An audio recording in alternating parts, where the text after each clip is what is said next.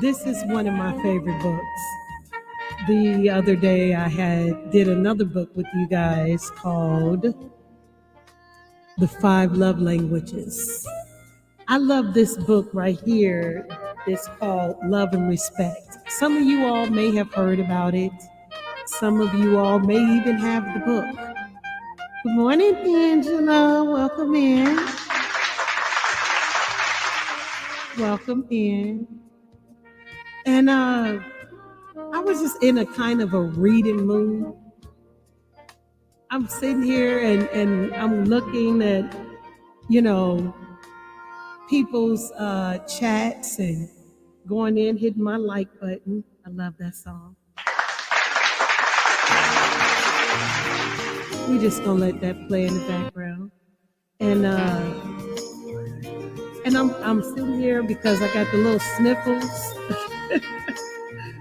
And I'm drinking on some tea and I wanted to kick back and read a book. And I'm like, hold up, wait a minute. Let me just go and what kind of book can I go into? You know what, as a matter of fact, I'm going to share this with other people because maybe it can help a lot of other people and jog us back into the love phase in which we are with our honey poos and all that good stuff. So I whipped out my book, and it's by Dr. Emerson, which I love and respect because it's about what the feminine and the masculine, how they feel about each other. You know what I mean? In a relationship type thing, and I like that. I love speaking about love. I love relationships. I love it. I can't help it. It's in me. So I was going to kick back with my window open, my blinds, and looking how beautiful it is outside and the trees and drink my tea. And I said, you know what? I already did one book, so let me come on here and do another one and see if we can relate together talking about the books. I don't know, have anyone ever heard of the book Love and Relationships? I mean, love and respect is what a man wants and what a woman needs. So we just say feminine and the masculine because we have different types of relationships today. And I just think that's the way of us being politically correct. Feminine and masculine. So that's how we're going to do that. So I'm just going to jump right in. A lot of people you say, no, you haven't. Oh, you're going to love this book. The better you're going to love it. You're going to love it. I love this book. I always have to reflect back to it. You know what I mean? I do because it's different. The masculine, they love, their way of love is respect. And for the feminine, our way of love is love. That's how we receive. We intake and receive. We receive and outtake from one another. Watch, I'm gonna go into it. Now, it's been a long time since I read this book right here. I don't know how long it's gonna take for it to do, but we're gonna get the gist of it. Okay. I got and I'm really drinking on some tea, so you guys are like really just relax and mellowing out with me. And I appreciate you for that. So, the simple secrets to a better marriage or a better relationship, if you're single or in a relationship or desire to be in a relationship, the value says, yes, women love hard. Yes, and I'm going to help so that those that don't understand why we do. Dr. Emerson on here, he broke it down so spectacular that we can understand it from a different level. If you're not in a relationship and you desire to be in one and you're preparing to be in one, this is a great book to get. If you're in a relationship, this is a great book to have. Either way, you should get this book. This book is an awesome book. It says, how can I get my husband? Now remember, this portion here is talking about marriage. You can equate that to just your relationship that you're in. You know what I mean?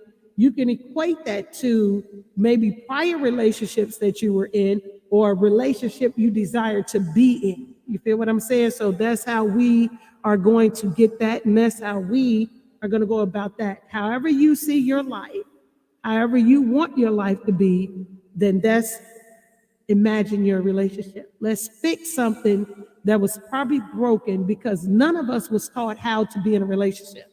So sometimes I always say this, we be in relationships, but we're still learning how to love and how to be in a relationship. So it kind of messes us up and we learn through trial and error.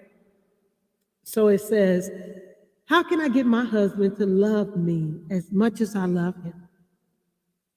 This was a classic question I heard from my wife after wife, who came to me from counseling. These were different wives that came to the counselor during the almost 20 years of pastoral of a person that he was in. So this person here used to be a pastor and he do counseling and a lot of people come to him. But the main question was, how can I get my husband? How can you get your person? Hi, Shonda Thoughts. Welcome in. How can you get your person to love you? Remember, we talked about the 5 different love languages. This is something different here. It says, I felt all this deeply because I had been a child in an unhappy home. My parents divorced when I was 1. Later, they remarried each other. But when I was 5, they separated again. They came back together when I was in 3rd grade, and my childhood years were filled with memories of yelling and unsettling tension. A lot of times we're in, as kids, all we see and a lot of times we know is toxic relationship, and we think that that's how we're supposed to be. Some people really do think like this. If you don't hit me, that means you don't love me. That's not true. If you don't yell at me, that means you don't love me. That's not true. If you don't show me intense emotions, that means you don't love me. That is not true. There are people out here that actually use the form of communication, words, some without cussing, some very gentle. There are different types of people out here, but we don't get to know them because of the way we think how we're supposed to be.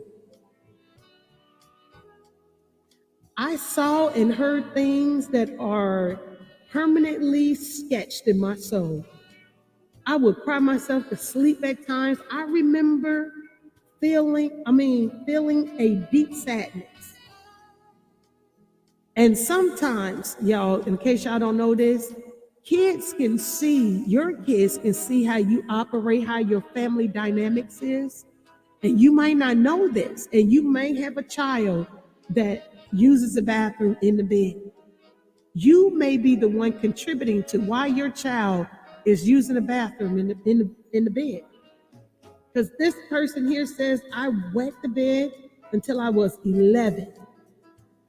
I was sent off to military school at the age of 13, where I stayed until I graduated. As I look back on how my parents lived a life, I almost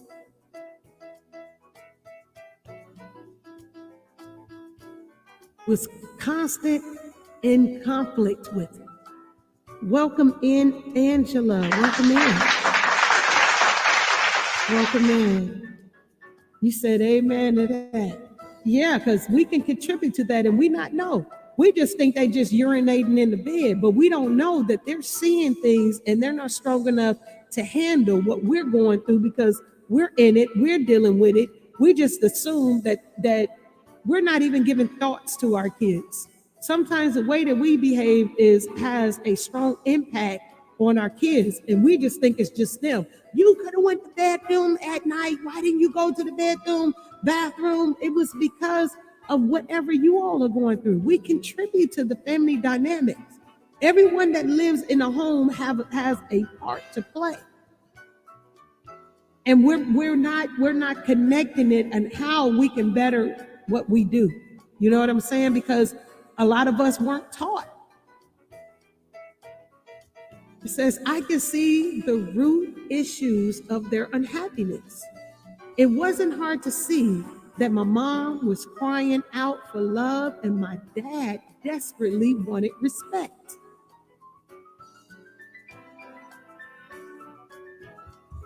Turn the music down just a little bit so you guys can hear me just a little bit. Oops, sorry.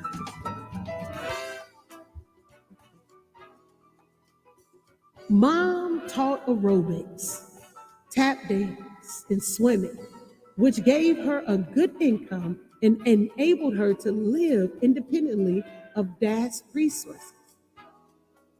Dad was left feeling that Mom could get along fine without him. And she would often send him that message. Y'all, a lot of times, let me tell y'all something. We mess up because we get into the point, okay, when people used to talk about relationship, they'd be like, oh, you don't want to, the man don't know how to handle the fact because a woman can make sometimes more money than the man. That kind of bothers a man. Instead of appreciating like we have more income to combine together to what we can do better. We can grow us better. You know what I mean? But a lot of times the male ego or the feminine, the masculine ego or the feminine ego get a hold of, I'm making more money than you and this and that and the other. And it starts something within a relationship. Sometimes we have to stall that out because that's not gonna help us.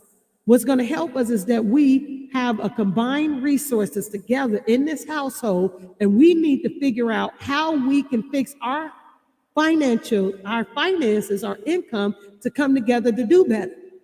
Unless y'all in a relationship that just to continue to argue about what your finances are, it's not going to get you anywhere. You're not going to grow together. You know what I'm saying? So you might want to have that financial conversation. Every time you all get paid, listen, you guys should establish something if you have not. Sit down and talk. If you need to write a chart, these are the bills we need to pay. This is how we need to pay it. This is going to come out of this check. When you get this check, this is what's going to come out of this. When I get this check, this is what's going to come out of that. And we're going to come together and we're going to make it work. Some people work like that. Some people don't work like that.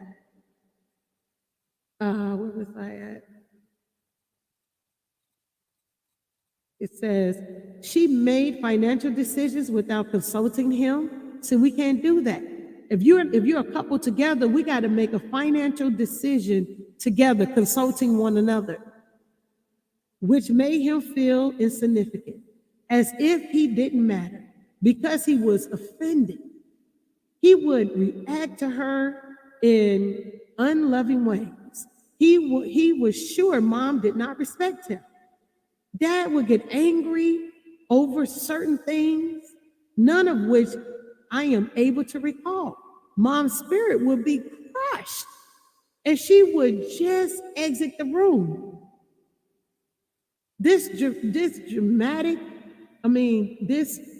I'm so sorry, y'all, so stopped up.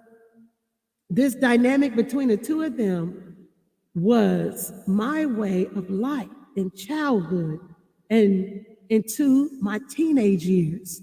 We can sow those same patterns into our kids. Good morning, Clara. Welcome in. Angela says, you have to keep the line of communication open. Absolutely, Angela. You're supposed to be growing together as one. That means that you are to be able to cover each other. You know what I'm saying? Sometimes you have one that works at home and one works outside the home. You still have to work together. You have to work together on the chores, the simplest things, to the biggest things. You know what I'm saying? And you're the examples for your kids to see how it's supposed to go, how it's supposed to be. how you communicate, how you love. I stated this one time before my granddaughter. Good morning, Jennifer. My granddaughter was in the car with my husband and I, and we were holding hands. This was when she was smaller, and we were holding hands. And she said, Granny, why are you holding Grandpa Marcus' hands? And I say, because we love each other. Or either one of us said it, either my husband said it or I said it, that we love each other. And that just made her just wonder more. It brought love to her that she could see how love is. And every time she see my husband and I, we're treated differently than anyone else that she goes around, because she see how much we love each other. And she's seeing it through her little eyes. She's being taught what love is from us. Now, how other people love, she's learning it from them. But the way we love, she's learning it from us. So if you have little ones around you, no matter if it's kids you're babysitting or your family or whoever, they can see how your dynamics is, and that impacts them. One thing that impacted me was my great-grandparents impact me because they were together for a long time. My babysitter, we used to call her mamas, like was our grandmother, you know what I mean? And her husband were together for some years. So I grew up watching couples that were together for some years, and I guess that's sewn into me, you know what I'm saying? So what we do, we have to be careful of what we do, how we say, how we maneuver until we can get it right. You know what I'm saying? Because we're going to fall, we're going to make mistakes, but you got to get up, get it right. And if you show it in front of these kids, then you have to be able to speak it out and help them to understand, because their little minds don't understand everything that's going on. Clara says, let me go ahead and post that up. There it is. Okay, let's get back into it.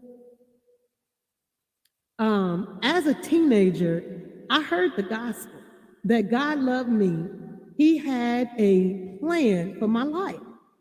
And I needed to ask for forgiveness for my sins, to receive Christ into my heart and experience eternal life. I did just that. And my whole world changed when I became a follower of Jesus. Now, in here is going to be multiple stories that we can correlate with our life. You said, let me read that. You said, what do you think about if a person not married but live together? You know, this world is not perfect. You know what I mean? So even though I was married, we're going to make mistakes in our relationships. But it's about what you do with that. Do you try to get it right? We can't cast stone at people that are trying to get their love together, to come together, even though it says that this is not supposed to happen. We're not supposed to be fornicating. We're not supposed to be drinking. We're not supposed to be smoking. We're not supposed to be cussing. We're not supposed to be lying. There's a lot of things that we're not supposed to do. Where is that going to end you up at? Where is that going to end you up? I can't judge the person. I can't do my judgment on that person, whoever is not married, if they're striving to be, and that's their thing, and they want to become married. I would say, hey, if you all are already doing what you do, you might want to look into that. And then if not, it's like, well, whose time is you wasting? Whose time is you wasting? Are you with somebody else's wife, or are you with somebody else's husband? That's something that couple need to talk about. Like, where is we going with this? You know, because I know people that have been together for years and they're not married at all, and been living together, raising kids, everything. And you could swear them down that they married, but they not married, and they treat each other like that's my wife, that's my husband. You says, let me see here. You say, that's why I always say, wait on God. That's a good one too. Angela says, let's see what you're saying here. You said, I love this conversation. I love love. I love love. I love love. We're imperfect people living in an imperfect world, trying to be the best that we can. Now, the right thing to do in our eyes and how we were taught that you should be married. If you're going to live together, you're going to be married. but there are kids born out of wedlock. There are some things, some simple things that we all do. We can't all pick up a stone and keep casting it at people, and we imperfect ourselves. Where you want to be? That's really kind of up to that couple, because at the end of the day, that couple is responsible for the choice and decisions that they make. You know what I'm saying? We can blame them. Well, you ain't married, you ain't this, you ain't that. We could do that all day long. But it's up to them. We can help them and be like, hey, you know what? Where do you guys want to be? What do you guys want to do? That's what I'm doing right now. There's probably somebody watching or somebody listening, and they're saying, you know what? Let's sit down and hear this out, and hear, maybe this can help us. That's why I say this is for those that are married, those that are in a relationship, those that had been in a relationship, and those that plan on being in a relationship. That's a conversation that them two need to take place and figure out, like, are you wasting each other's time? Do you want to be married? Because maybe you with somebody else's wife, or you with somebody else's husband, and they haven't met each other yet. How strongly do you all feel about each other? You know what I'm saying? So I hope that helped it out a little bit. That's my take on it. You asked me how I feel. So that's my take on it, you know. Let's get back to it. After graduation from the military school, I applied to Wheaton College because I believe God was calling me into the ministry. When I was a freshman, my mother, father, sister, brother-in-law received Christ as a Savior. A change began in my life, but the scars didn't go away. Because sometimes we can plant seeds into people, and we don't know that they're hurt. That's why I say you should apologize to people. No, if you have ought against your brother and sister, you're supposed to apologize, knowingly and unknowingly. You know what I'm saying? You're supposed to come with an open heart, open mind, to be able to understand what another person is coming from. So you can hurt somebody knowingly and unknowingly. You know what I'm saying? Good morning, Quita.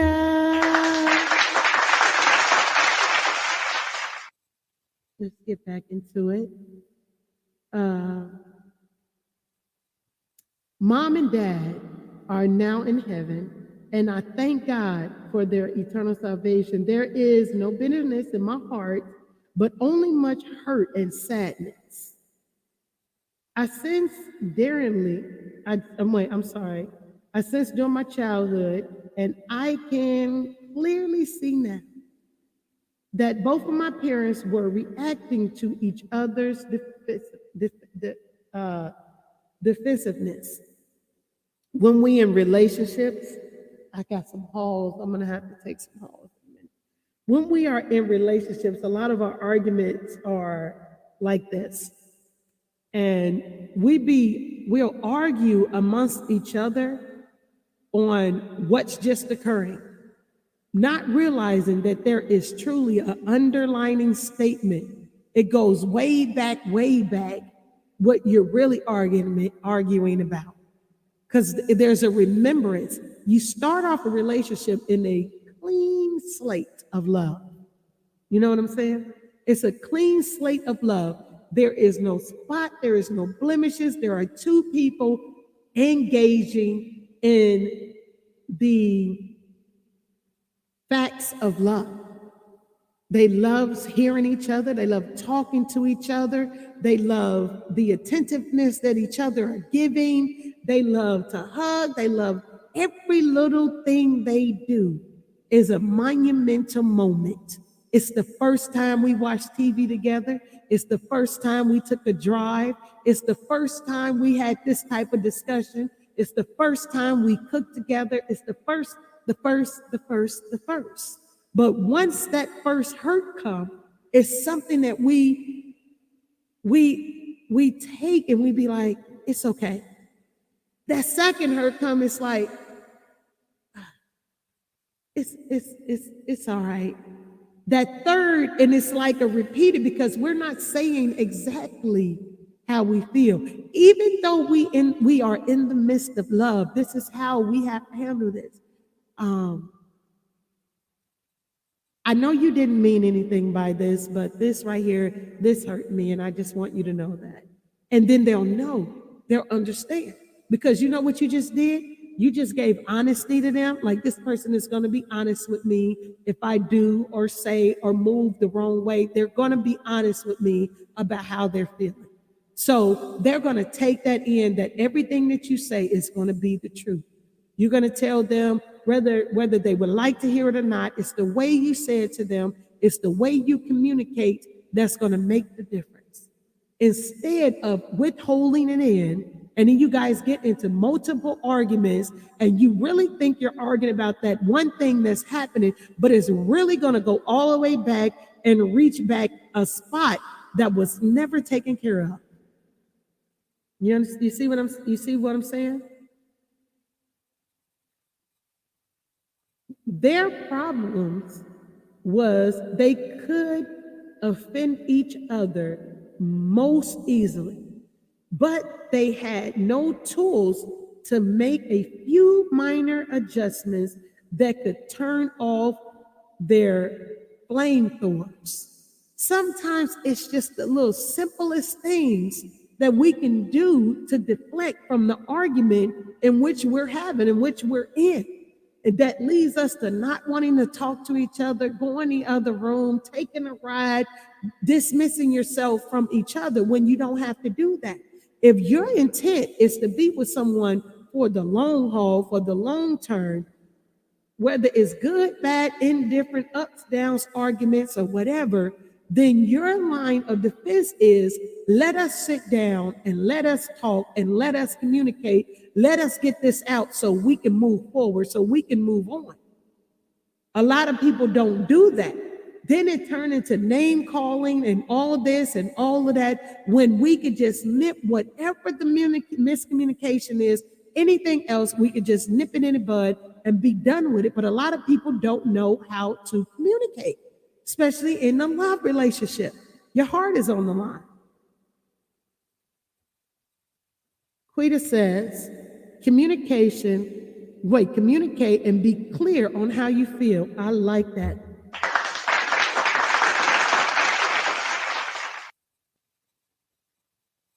Let's see. I met a female who brought light into every room she entered. Sarah was the most positive, loving, others focused person I had ever met. She had been Miss Congeniality in her town. She was whole and holy. She loved the Lord and desired to serve him only. She should have had a ton of baggage from the divorce that had torn her family. But she didn't. Not let it defile her spirit. Instead, she had chosen to move on. Not only was she attractive, but I knew I could wake up every day next to a friend. You know, a lot of times people meet people, and here's another thing. The masculine people, believe it or not, they know if they want to be with you, have life with you, they know what type of person you're going to be in their life. They know if you're going to be the one night flame. Well, let's just say the masculine or the feminine. One of them, no. Let's just say it like that, okay?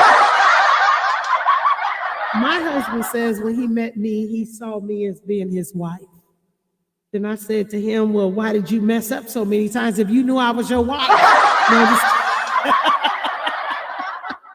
No, but seriously, some of them know.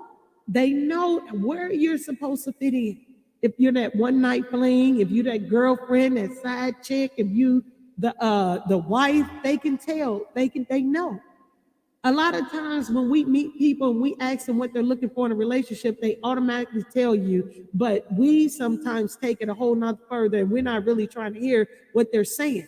Well, I'm not looking for a relationship right now. I'm just looking for a friend. And that friend will contact you and communicate with you, check on you, how you doing, and this and that and the other. And because they're being so attentive to you, you actually think that they're trying to be in a relationship with you when they're just trying to be a friend to you. They have stolen your heart. They have put something in you. They lit your fire, got butterflies going, and you miscommunicated what they said that they wanted. They wanted a friend.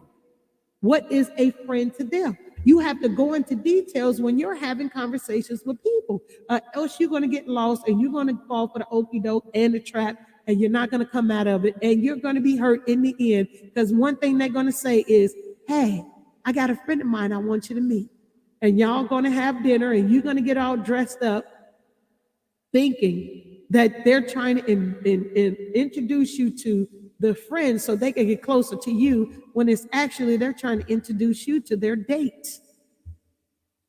And it ended up hurting you with the miscommunication. You feel what I'm saying? I proposed to Sarah when we were both still in college, and she said yes. While still engaged, we got a hint of how husband and wives can get into arguments over particularly nothing. At first Christmas, Sarah made me a jean jacket.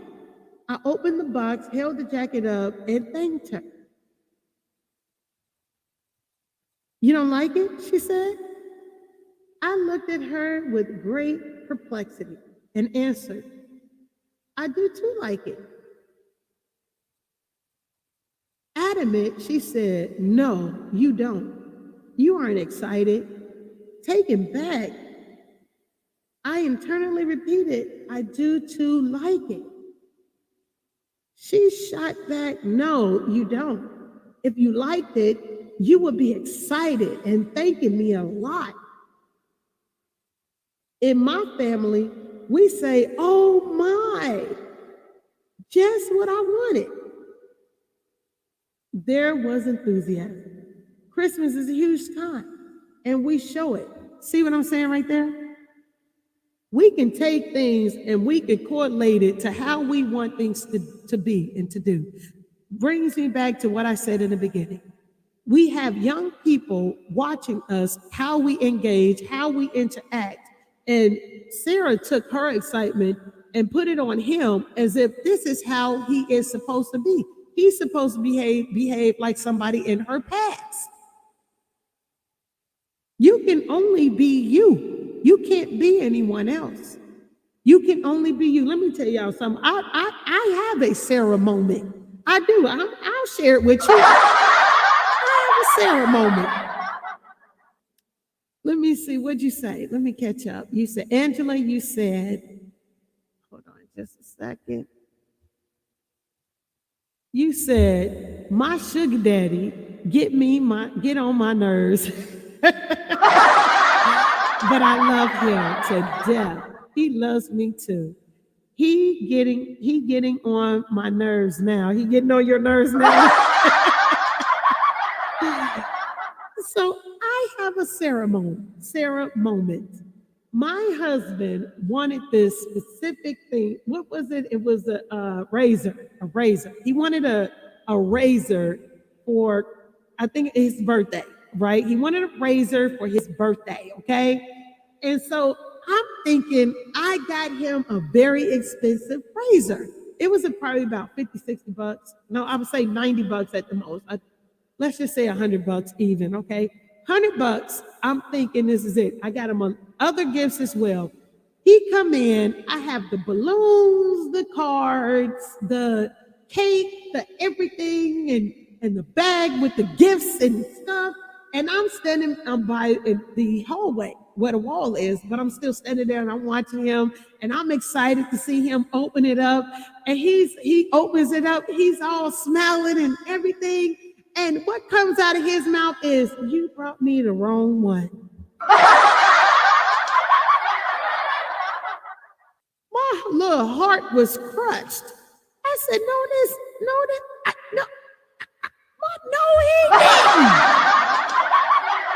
Y'all, I went and back up in that hallway, and I just wanted to cry. I was like, oh my God. I mean, you just couldn't say thank you, or he did say thank you. I mean, but I wanted him to be excited about what I had got. I don't know nothing about, but this man is a barber. I'm not a barber. Angela, you said when I was a little girl, I always wanted to be married like my mom and dad. See, yeah. See what I'm saying? That right there, we can give something to our youth that we're not even aware of. I mean, I've been around relationships that people were in a relationship for a long period of time, and like Angela say, they get on people's nerves. You know what I'm saying? But they're there, and our loved ones get on our nerves. Devetta, do you hear me? Do you hear me? I was like, no, this man didn't. I don't know. I know he didn't. I didn't know nothing about none of that stuff, but he's a barber, so he had a razor already. Clippers is what I'm trying to say. I'm trying to say clippers. I thought I was buying top of the line clippers. That's what I thought I was purchasing, but apparently I didn't have it right, and he hurt my little feelings. He hurt my heart. You know how to accept gifts now, whether he like it or not like it, show you like it. Yeah, but that right there was my Sarah moment. Like, I didn't know, but he was being honest. He was being honest. He was like, I mean, I literally just watched in slow motion this smile he had on his face go down to, oh, you brought me the wrong one. What did you? Oh my no. But I bought him the right one. Now my thing is I go watch crazy for my husband. I buy him a lot of watches. Like, we both got a lot of watches, but that's our thing. Let's see, where was I at? That was our introduction to how Sarah and Emerson responded to gifts. That was me and my husband, how we respond to gifts. Y'all are cracking up laughing. Yeah, I did not think it was funny at the time. I didn't. I was crushed and hurt. I'll tell you that. Yes, sir. Yes, sir, Bob. I was crushed. You say next time, go in his case and take a picture. You know what? No, this is what we do now. So when we go to the store, we can see what each other are looking at. You know what I'm saying? Because we'll be in a store and we'll see that something will catch that person's eye, and then that's what I do. If it catches his eye, I'll let him know I'm looking, because then I know that he just walking over there to show me this is what I want. I walk away. I either talk to the clerk he was talking to, like, okay, so this is what I did. So it's just my husband and I, right? So one Christmas, this is how we did Christmas. He went into one store, I went into another store. So when he went out of the store, he went out of Perry Ellis. He went out of Perry Ellis store. And I went into Perry Ellis with him, and I was just looking around, and I was over in my area, whatever. And what I did was, I know he liked Perry Ellis. So I told the clerk, I had asked him, I said, honey, I was like, look at these shoes. I was like, which one of these shoes would you like? You know what I'm saying? No, I didn't. I did not ask him. I asked the clerk to ask him. That's what I asked the clerk to do. I asked the clerk to, you said LOL. I asked the clerk to ask my husband some things that he would like. And so as he was showing my husband around at the store, my husband was picking out things and so forth like that, and the clerk was giving him suggestions. My husband said, I'll be back. I'm going to this other store. So while he went to the other store, I found out what him and the clerk was talking about. You feel what I'm saying? And then I had asked the clerk before my husband left out, I said, hey, out of these two pairs of shoes, when you get my husband over here, ask him what he think about it, because I actually picked out the shoes. He just picked out which out of the shoes that I like. You know what I'm saying? That's what had happened. So I ended up getting him some Perry Ellis shoes. I ended up getting him some Perry Ellis cologne, Perry Ellis watch. I was able to get my things that he didn't know. So when the time he opened up his gift, he was shocked and surprised. I learned how to do it that way. That's what I do, which was good for me. The headache was over. You said men don't think like women's. That's why you got to be patient with them. You have to explain that part because some men shop better than we women's do. You know what I'm saying? You have to explain that part to me so I can understand that one. Yeah, Angela, for real. I learned how to maneuver around this thing. I ain't playing with him. I am not playing with him. Let's catch back up. You said Sarah will thank people a dozen times when something touches her deeply. Because I did not profusely thank her, she assumed I was being polite. She assumed I was being polite because hardly waited to drop off the jacket at that he couldn't hardly wait to drop off the jacket at the Salvation Army Collection Center, which was not true. She was sure I did not value what she had done, and I did not appreciate her. As for me, I felt judged for failing to be and act in a certain way. I felt as if I were unacceptable. The whole jacket scenario took me by complete surprise. Let's see what y'all say.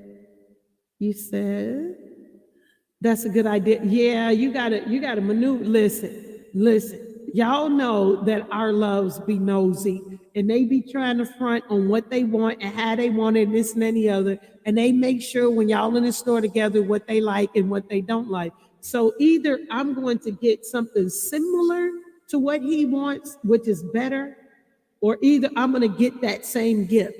Most likely with me, I'm going to get something that's better because that's what he showed me that he wanted.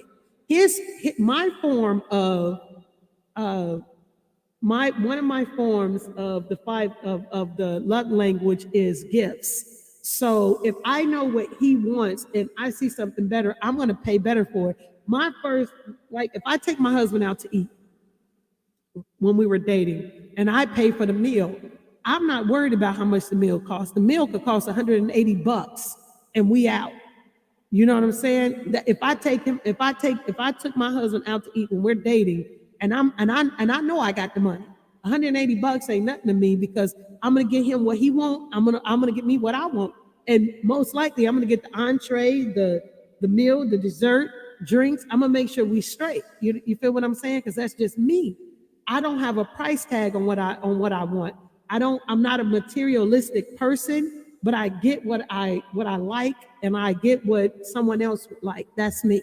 I don't know if that makes sense or not. That's me. During the jean jacket episode, though neither of us clearly. Oh, by the way, right now I'm more frugal, just so you know. I will get what we need. So I have different categories. I get what we need, what we want, and what we like to have. So there's 3 categories that I go into now that I'm a wife, I'm married, and I have to make sure things go in a category. That's how I shop through my grocery store. I'm that one that probably get on y'all nerves in the grocery store. I can have 2 baskets, and I'm putting up there first what we need. Then after I put up what we need, then I put up what we want. And then after I put up what we want, then I put up, yes, I'm getting this since we got that extra. That'd be me. I'm sorry. I apologize to everyone that's like me, that get in the line before you. It's the way we are. That's how we is. I'm sorry. Okay, let me get back. Sarah was feeling unloved and I was feeling disrespected. I knew Sarah loved me, but she, on the other hand, had begun wondering if I felt about her as she felt about me. At the same time, when she reacted to my unenthusiastic response to receiving the jacket, I felt as if she didn't really like who I was. While we didn't express this, nonetheless, these feelings of being unloved and disrespected had already begun to drop up to crop up inside. That's why you have to be able, you have to be willing to, in the forefront, speak to your love. If it's something that you don't like, state it. You don't have to state it in a harsh way. You don't have to do that. Yeah, I need a haul. So I need to grab a haul really quick. Give me one moment, y'all, okay? Just a second.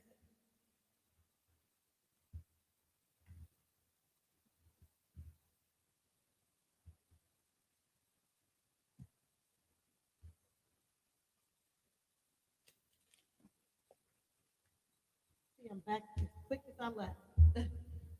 I am back as quick as I left. I just want to drop a couple of holes in my tea because, yeah, that's why I'm drinking on my tea and I have to straw in it. I want to make sure I'm straight. So when you get into relationships, that is really what you have to do. Don't wait on the feelings. Don't let those feelings harbor inside of you. You know what I'm saying? Don't do that. You said they do shop. Some of them do shop better than us. I mean, I ain't gonna lie. I don't know if y'all saw where I know it's on my TikTok, but I don't know if I put it up on my YouTube to where my husband gave me this big box for Christmas. And he is so nonchalant about the thing. Me, I'm the one that be having gifts already on the inside of the house. You feel what I'm saying? I'm already buying advanced gifts, okay? So, hey Jimmy, how are you, Miss Jimmy? So I'm the one that be prepared. If I know we finna go on a vacation, you hear me? And this is what I do. Well, like my husband's birthday is coming up pretty soon. So I'm telling y'all right now how I be. And I hope he ain't listening. You know what I'm saying? I just hope but I think he knows this about me now because this is what I do. I buy several gifts and I already start hiding the gifts around the house. That's what I do. So what I do is a week before his birthday, I give him a gift one gift a week before his birthday, leading all the way up to his birthday. And then the bigger gifts start coming out. But I have time enough to buy plenty of gifts to where I can do that and make him feel good all the way up to his birthday. That's what I do.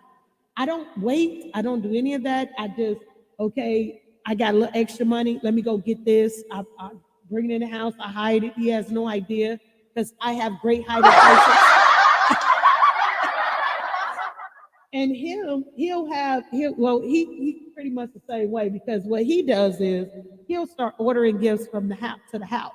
And I'm the one that get the gifts. So I see them when they come in. So I have to act surprised, but I can't open up the gifts. So I have to even though I know they're mine, I have to sit them in the corner. At least that's what I do. I sit them in the corner so I know they're there. Y'all, I am so corny. I am a nerd. I ain't even heard. I know they're there because I have to get them when they come to the house. So I just went where I can see them. That's all I do. I ain't gonna even lie. We were married in 1973 while I was completing my master's degree in communication at Wooten Graduate School. From there, we went to Iowa to do ministry, and I completed a master's of divinity from Dubai. Wait, no, this is see at the seminar. I'm just going to say that right there. Just leave me alone. In Iowa, another pastor and I started a Christian counseling center. During this time, I began a serious study of male and female differences. I could feel empathy for my counseling clients because Sarah and I too experienced the tension of being male and female. Okay. Hi, Jennifer. Come on, welcome in. She's saying to Jimmy, now, can you be right but wrong at the top of your voice? Can y'all? Can you be right but wrong at the top of your voice? Y'all know today we could act like we know the truth about everything and we start bickering, arguing at each other because we know we right about what we saying we right about, and the next person is barely saying anything, but you is loud, you is loud, you is loud, and you is wrong, you is wrong, and you is wrong. You're not giving that person an opportunity to communicate back with you to figure out what a misunderstanding happened. You're doing all the talking, that person just kick back and relax. And on that end, that person is feeling some type of way because they seeing you act a different kind of way. And you act in a different kind of way, there's a whole misunderstanding. For example, Sarah and I are very different regarding social interactions. Sarah is nurturing, very interpersonal, and loves to talk to people about many things. After Sarah is with people, she is energized. I tend to be analytical and process things more and less unemotionally. I get energized by studying alone for several hours. When I am with people socially, I interact cordially, but I'm much less rational than Sarah. One night, as we were driving home from a small group Bible study, Sarah expressed some strong feelings that had been building up in her over several weeks. Why do we do that to ourselves? Hello, Rosalind. Welcome in. Hi, Rosetta. How are you? That's what I'm saying. We allow things to build up in us without letting it out. That's not good for anybody. If something is bothering you, you need to be able to get it out. You need to be able to talk about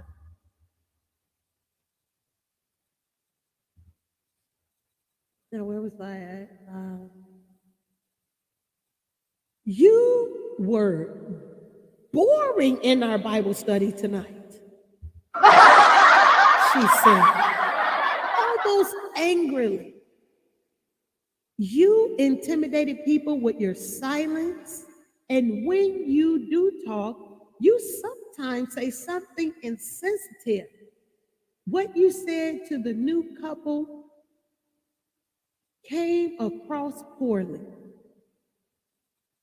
I was taken back but tried to defend myself. What are you talking about? I was trying to listen to people and understand what they were saying. Sarah answered, went up several more octaves. You need to make people feel more relaxed and comfortable. The scribe rose some more. Her verbiage rose more. You need to draw them out. Now Sarah was almost shouting. Don't be so into yourself. I didn't respond for a few seconds because I was feeling put down, not only by what she said, but by her demeanor and her tone. I replied, Sarah, you can be right but wrong at the top of your voice. Sarah recalls that our conversation that night in the car was life-changing for her. She may have been accurate in her assessment on how I was acting around people, but her delivery was an overkill. We both dealt with things in our lives due to that conversation. We still sometimes remind one another, you know, you can be right but wrong at the top of your voice. overall, I think Sarah has improved more from that conversation than I have. Just this past week, she coached me on being more sensitive to someone. And this is after more than 30 years in ministry. A lot of times we think we know it all. A lot of times we think nobody else can help us, nobody else can give us advice, nobody else can tell us what to do, but we can be wrong by the things that we say and the things that we do, and we not even know it. We sometimes have to listen to better us because it's really for us. It helps us to behave and communicate better with other people if we listen to what we're doing wrong by certain people without the criticism. You know what I'm saying? Because you can tell when people are trying to help you. You can tell when people are trying to communicate with you on a good level. But you also can tell when people are trying to treat you badly or be derogative in their statement to where it's not going to help you. But if you have somebody in your life that's strong, that's going to tell you right from wrong and love you at the same time, those are the people that we need to listen to.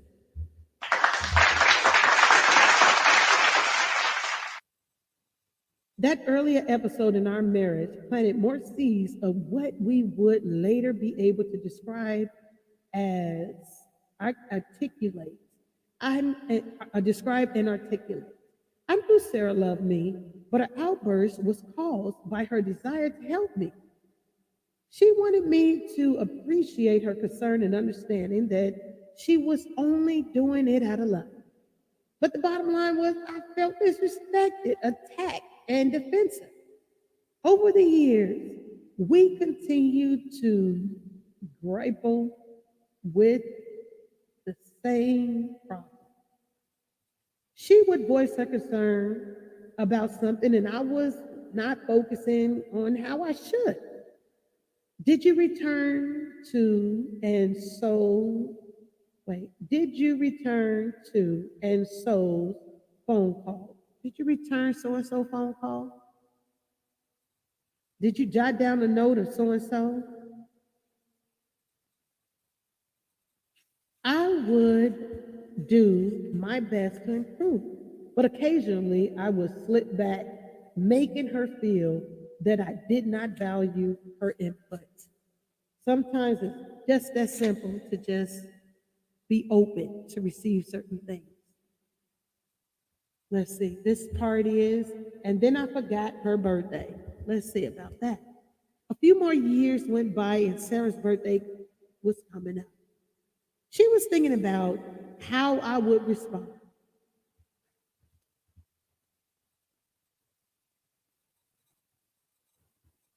I would even, let me see, how I would respond or how I would remember. She also remembered birthdays, but birthdays weren't big on my radar screen. Have y'all ever been with someone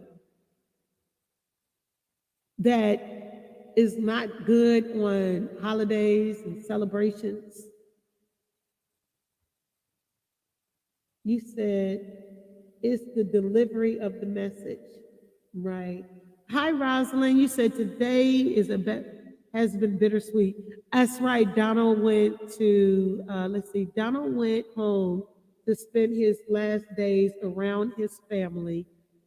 His friends are so sad, but you gave them great memories. They will hold. Thank you. Okay, let me tell you all about this right here. So this is Rosalind. Rosalind sometimes you took me to work twice. Was it twice or three times? Twice. I think it was twice.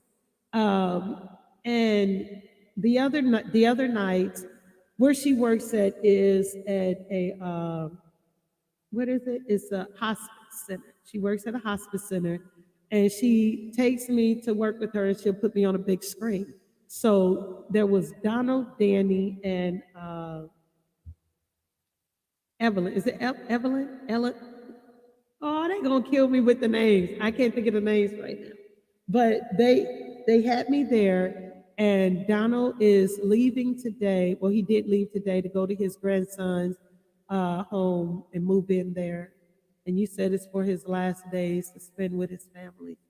I, it sounds so sad, you know what I mean? But we spent that time. I played music for them so they could reminisce. So Ethel. Okay, thank you, Rosalind. Ethel, Ronald, Danny, Donald, Danny, and Ethel. That's who it is. Um, and so they're in the hospital unit where Rosalind works. So he's going to his grandson's home, and he moved in with his grandson today. So the other night was his last night there, and I played some music so they could dance together and feel good and reminisce and sing together. And it was such a joy that they invited me to be a part of that. I really, really loved that. It was fun, but I hit the wrong thing. Miss Jimmy says she is praying for him. Let's catch back up. So, let's see. She knew she would never forget my birthday because she loves me dearly. Okay, what did I miss out on? Okay, wait a minute. Let me catch up. Let me read this right quick. Rosa says it was the Rosa. Hold on. Let's catch back up. Yeah, it was Ethel. That's who it was. You said Rosa said they had a ball. Oh, I enjoyed it as well. It was a pleasure being there. Well, there, but here, but there. You know what I mean? Here.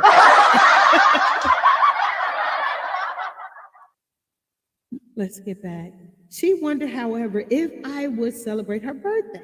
She was thinking, does he hold me in his heart the way I hold him in mine? So, what she did was not done in mean spirit. She was simply trying to discover things about me and men in general.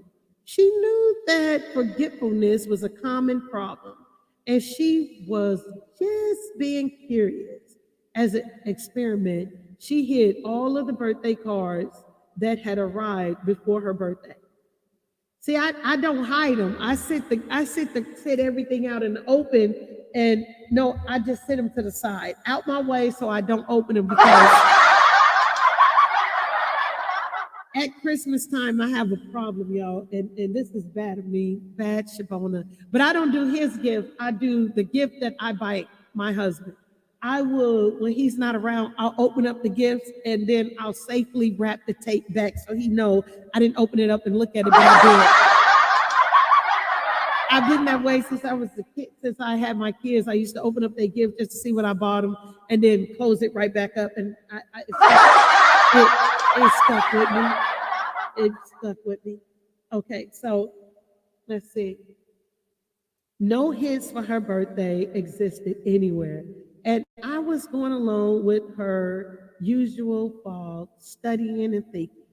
On her birthday, I had lunch with a friend. On her birthday, I had lunch with a friend. That evening, as Sarah and I had dinner, she softly asked, so did you and Roy celebrate my birthday today? I can't describe exactly what goes on inside a human body at a moment like that, but I felt as if my blood went out of my heart down to my feet and then shot full force into my face. How would I explain this one?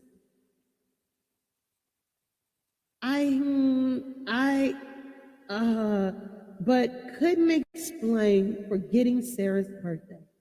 My forgetfulness had been unloving, and I could see that she was hurt. But at the same time, I had these strange feelings. Yes, I had been wrong to forget, but I hadn't ignored her birthday intentionally. I felt judged, put down, and rightfully so. At the time, I couldn't describe my feelings with a word like disrespected. During those years, when the feminists were going full blast. Men didn't talk about being disrespected by women. That would have been ignorant. And in church circles, it would have been considered a terrible lack of humility. Let's see, where were we at? Good morning, Sheree.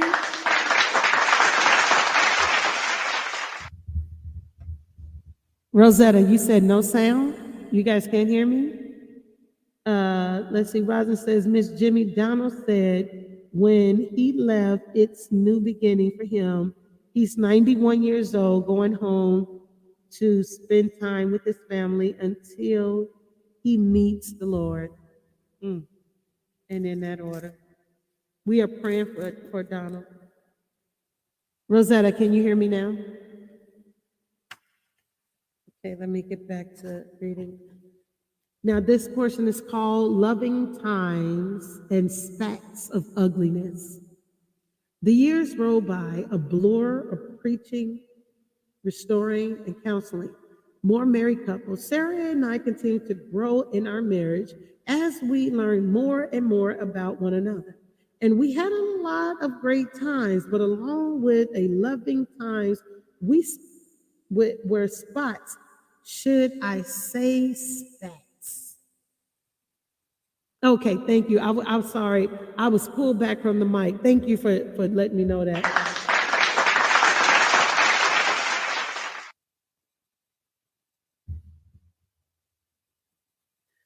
But along with the loving times were spots, should I say specks of ugliness. Nothing was long term. We would almost always pray together afterwards, asking forgiveness from one another as well as from the Lord. Do you all know, let's see, do you all know that when couples get into argument, what is the most important thing that will help us for those that are looking to be in a relationship? This is one you ought to consider. Do not allow the sun to come up before you communicate and talk about what you guys going to do. Because I'll tell you why. When you argue in day one and you allow the sun to go down and the sun to come up and you haven't communicated, that's another day of an argument. That's another day of you feeling whatever you're feeling in your heart, your soul, and your spirit that's causing you to not to love or get back on that love bubble. And then you all go to work, go to your separate places, and the communication on the phone is not right because your spirits are not right, because you have not talked to each other face to face and hug each other and love each other and say what you got out of it and what you're apologizing for. So then there's another day of argument. So try not to sometimes we do as couples allow the sun to come up and we get enthralled in that, but we have to keep reminding each other that we cannot allow the sun to come up before we fix the problem, because it's not going to make it any better. Does it make sense?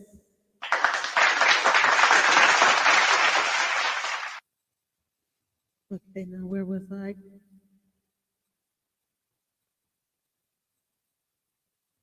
But what did it all mean?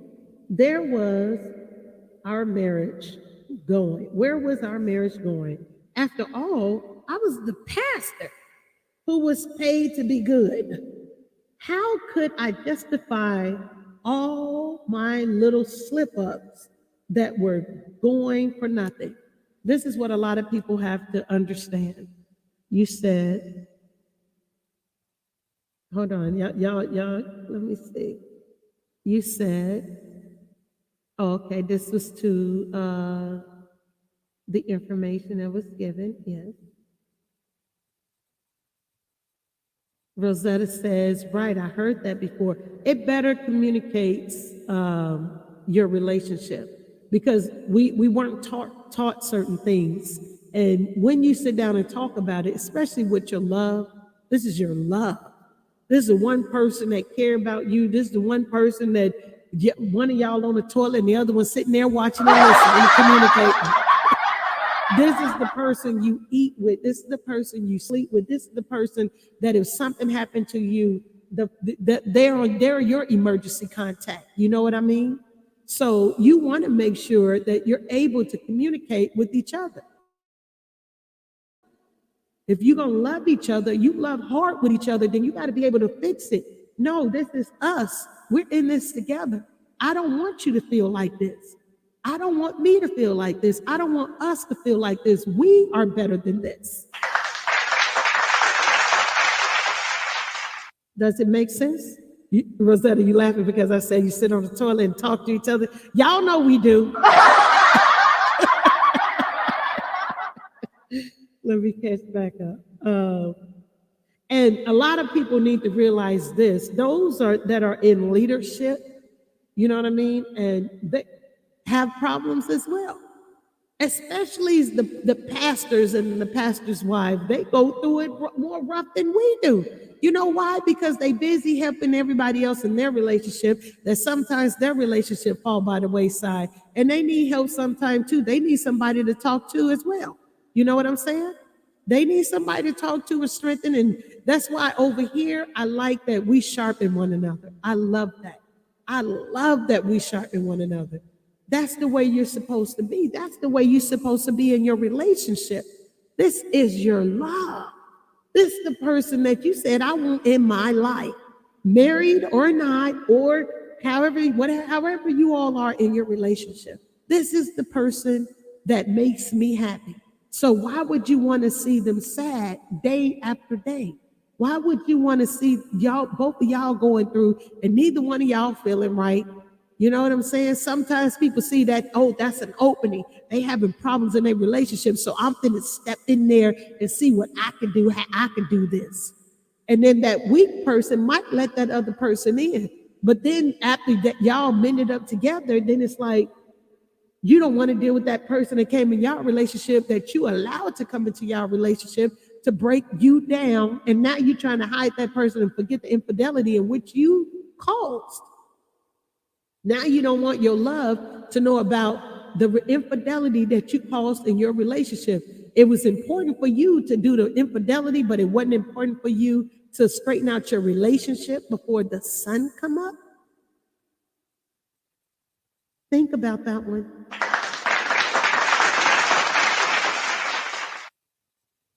As someone said, the problem with life is that it's so daily. And Sarah and I irritate each other almost daily with bad habits we couldn't shake. One of mine was leaving wet towels on the bed.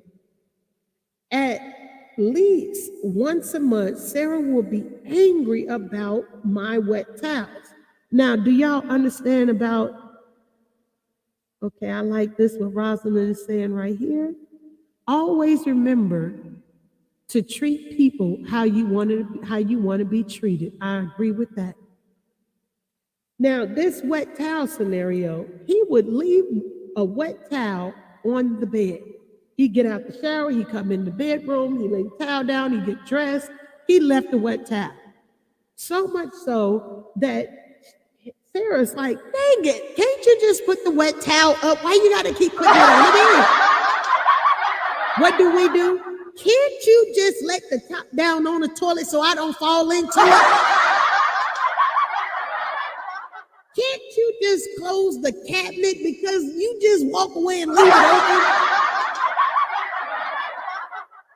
You said, let's see, catch up here. Rasta said, respect gets respect. Sometimes respect has to be taught because a lot of people don't. You learn a lot in your relationship. And a lot of times, a lot of people don't even know how to respect one another. You is cracking up laughing. I'm serious. Put the toilet down on the seat so I don't want to fall in. Y'all know how we get sometimes. We be cracking up laughing. The better is cracking up as well, for real. Y'all come in, sit down on the toilet, and y'all think y'all finna be comfortable. All of a sudden, that's the extra lower down that you done went into the water. Y'all know the feel. You know how you gonna, you know what? I don't know how our bodies know how you supposed to sit, what a length is. Oh, this is how we sit on the toilet. That little extra, I'm going a little bit too further, you in the water.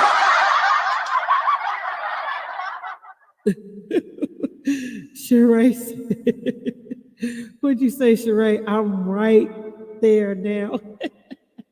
Let's see. Raza says, let's see. What'd you say? Let's see. You says, your banner says it all. Love and respect is the key of any relationship. Absolutely. Absolutely. Then let's catch back up here. Let's see, where did we leave off at? And every 3 months or so, I would start drifting back into being preoccupied with other things, neglecting certain duties and forgetting certain requests. When she would criticize me, tension would arise, and I would come across as blaming her or making excuses. Why is that? Why is it that we're making excuses of the things that we do? When we get with our loved one, we like, well, what you say, well, why did you pick this up? I was a little bit upset today. I was caught in my feelings. That had nothing to do with why you couldn't pick that up or why you couldn't close that. Nothing to do with that. That's another excuse. I'm going to have another haul. I can feel myself getting stopped up. Okay, now where was I? Sarah periodically coughs and clears her throat. And early on in our marriage, when we would be praying, I would get irritated by her coughing. How childish I could be. We were praying to the Lord of heaven. Hold on, y'all. We were praying to the Lord of heaven, and I was bothered by something she couldn't help. Other times, she wanted me to praise the Lord when I was frustrated. Frankly, I didn't always want to praise the Lord. So, did that make me less spiritual? A lot of times, listen, especially when you get into relationships, take turns praying. You know what I'm saying? Always having that one person to pray over you all's relationship. If you don't know how to pray, it's just a talking to God. That's all that is. How you talk to you and I, that's all it is. It's your personal relationship with God. But when you get into a relationship with each other and both of you pray, take turns praying. One would pray better than the other. What I mean by that is one don't feel like praying at that time. One don't have it in that pure heart at that time. Maybe there's something wrong. There could be any amount of things that can prevent that. But if you are intact, baby, let me pray today. Let me talk to God. Let me go before God on our behalf. Now, here's the thing right here, ladies. This is what you need to know. You can't go around praying for any man. I don't know if you know that or not. If you are not with that man, and that is not your man, you just don't put your praying lips on that man. That is not right. That's not right, just so you know. If a man don't ask you to pray for him, you don't pray for him. The best thing to do, like if you guys are in a relationship, that's a relationship between you two. You feel what I'm saying? But if you like somebody or whatever else, and you just take it upon yourself because you think that's a good will for you to do, you have to ask someone, do you mind if I pray for you? Do you mind if I pray with you? You don't just volunteer and be, I'm praying for you. No. Because listen, a strong man would tell you, don't pray for me. It's not that they're being mean to you. It's just that they don't know how you pray. They don't know what are you praying. What are you praying about? They don't know that. And that's that's really what a lot of people. It's like you just can't just up and start praying for somebody. You really have to ask them, like, do you mind if I pray for you? Just so you know, I just want to throw that out there because I know some of you all don't know that. Yeah, where was I at?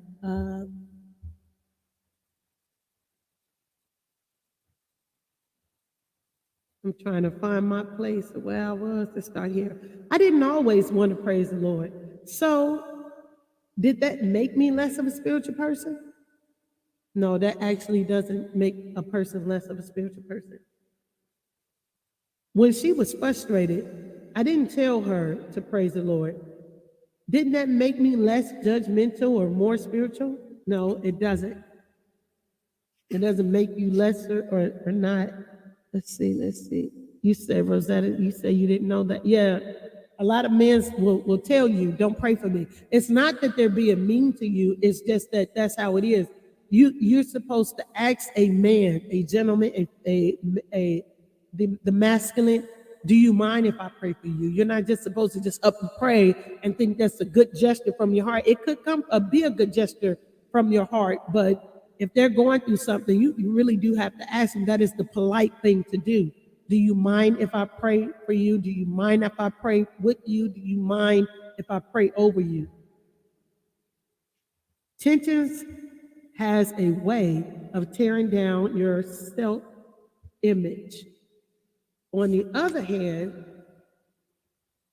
of confrontation, I felt I could never be good enough.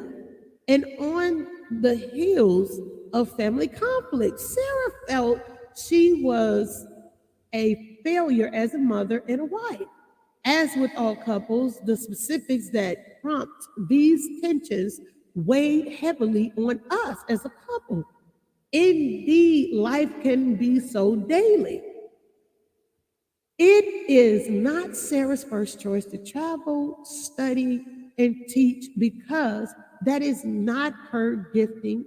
Though she is willing to go for the sake of our ministry, I can't stand fixing things that break in the home since it's not my talent. Let's see right here. You said, especially in older men. So, see, Rosalind knows where I'm coming from. Yeah, you have to ask them if you can pray for them. Another thing, when you're in your relationship, you have to find out your greater strengths because the masculine's greater strength is cooking. They know how to throw down in the kitchen. And your feminine skills could be that you know how to fix a car.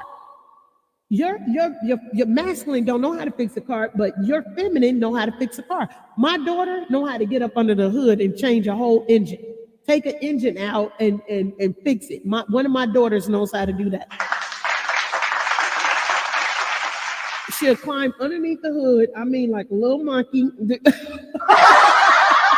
And she'll tell you this, but she'll get underneath there, take the screws, stick the hand, do the timing. She fixed the timing belt on her car. And that's skills that she has because that's what she was taught. Her dad taught her that. You know what I'm saying? And there's people that weren't taught that. There actually are some men that weren't taught how to fix a car. They were not taught that. A lot of times the fathers wasn't in the home to be able to teach them, or a lot of times their moms didn't know how to do any of that. You say, you have to be able to balance in your relationship. You have to be able to balance each other out. For real. Relationships are tough. They really are tough. And you really have to work at it how you want it to be. You have to formulate that thing. You said last Sunday was going to church. My grandson said, pray for me. I said, you know, I always do. There you go right there. Yeah, there's certain talents that you have that you're more gifted at than the other person is. There's no sense of being selfish, or you said balance is important. Absolutely.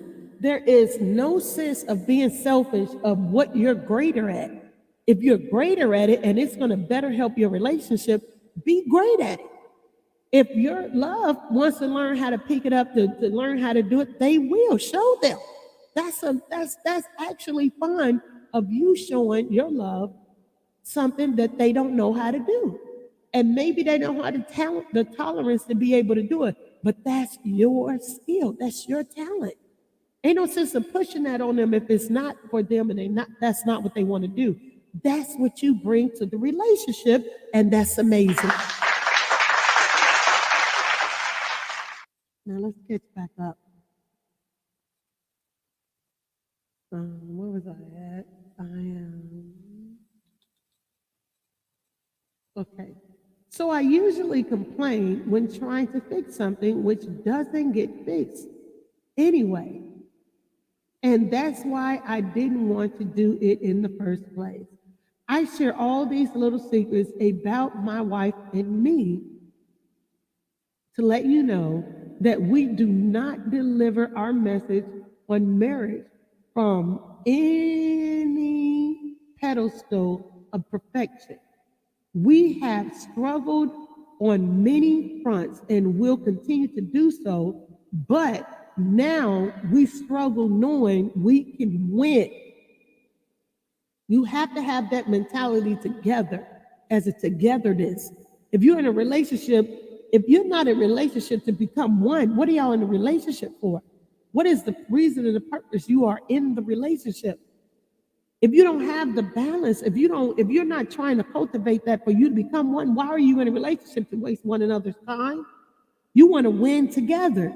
You're saying, I trust you with me. You can trust me with you. You have to be able to win together in this thing. Over the years, ever so slowly, we have discovered the secret that has made all the difference for us and for many other couples. And you have to be able to share what you know. Rosalind says, my man makes me feel wanted and love him for that. And I stroke his ego as well and make him feel needed. That is exactly what you have to do. Listen, if you, it's people, the gentle, let's see, the easiest word is to say is to stroke your person's ego.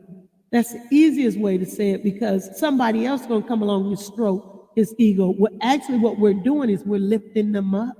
We're encouraging them. We're letting them know that they're appreciated. That is what Rosalind does to her husband, her man, her king, her love. Encourage, uplift, build up. That's what we do. Listen, other people are going to try to come and build up your love, whether it be your feminine or your masculine. Why can't you do it?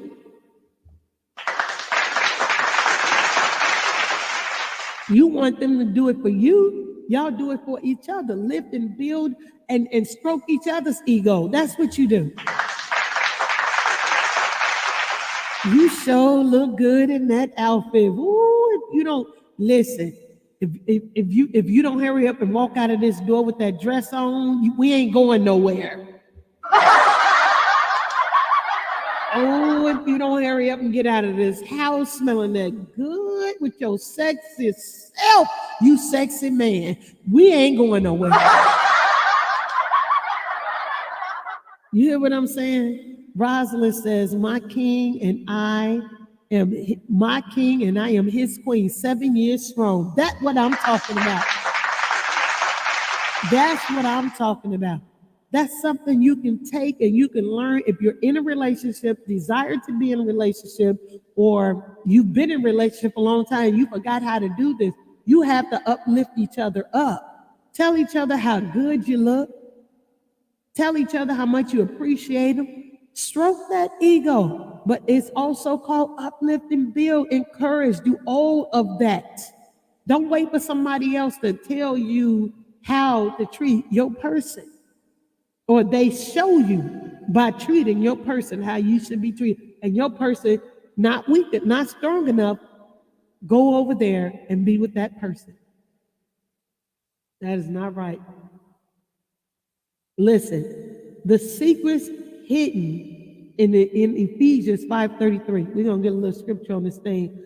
For more than 20 years, I had the privilege of studying the Bible 30 hours a week for my pulpit ministry. I also earned a PhD in family studies, plus a master's in communication. I had a lot of formal training, but when this illustration from scripture exploded in my heart and mind one day in 1998, it simply blew me away. I literally exclaimed, "Glory to God."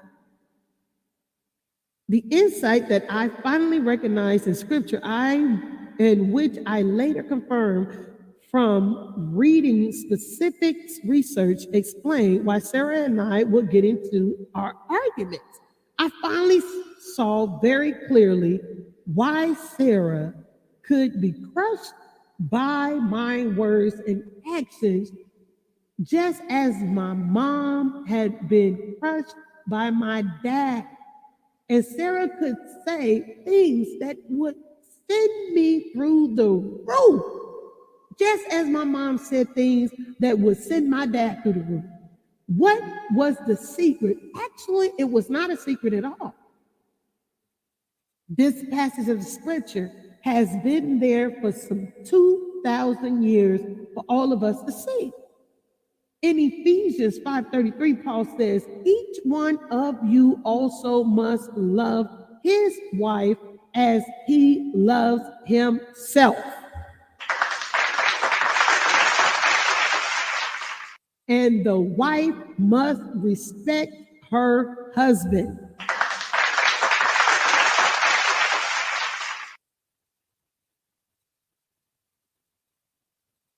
You said, let me see, Rosetta, you said, a widower now, but you never know. And in that order, Devetta says, I salute you, ladies. I haven't been in a relationship since my diagnosis, and it's going on 4 years now. You had to be patient and let God bring whom God will to you. Me, when I was dating Devetta, I thought, I'm not even kidding, I went on my Facebook and I told my family, listen, I'm about to go over to the dating sites because I think God needs a little help. What a huge, big mistake I made when I did that. I rushed God because my husband, I did not find my husband on a dating site. I found my husband at the grocery store. I was hungry and I needed to eat. So you just wait on God. This is your time for you to get healed. You need healing. You're not feeling very well. So God's going to bring whom God will to you. You know what I'm saying? Just wait on God. And then as you're healing, get yourself involved in some things and enjoy your life. And right where you are, where you will be, you will find what God has waiting on you. Does it make sense?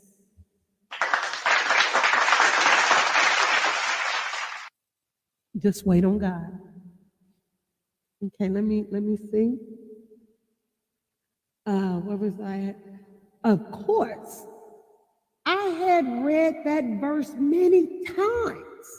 Let's read it again. It says in Ephesians 5:33, Paul writes, each one of you also must love his wife as he loves himself. That's how you're going to know how much the feminine is loved by the masculine. Because, there's different type of relationships out here. I'm trying to help everybody. You know what I'm saying? I don't have a respected person. Try to make sure it's done correctly. You said, what did you say? Yes, you are right. It's healing I need. Yes, yes.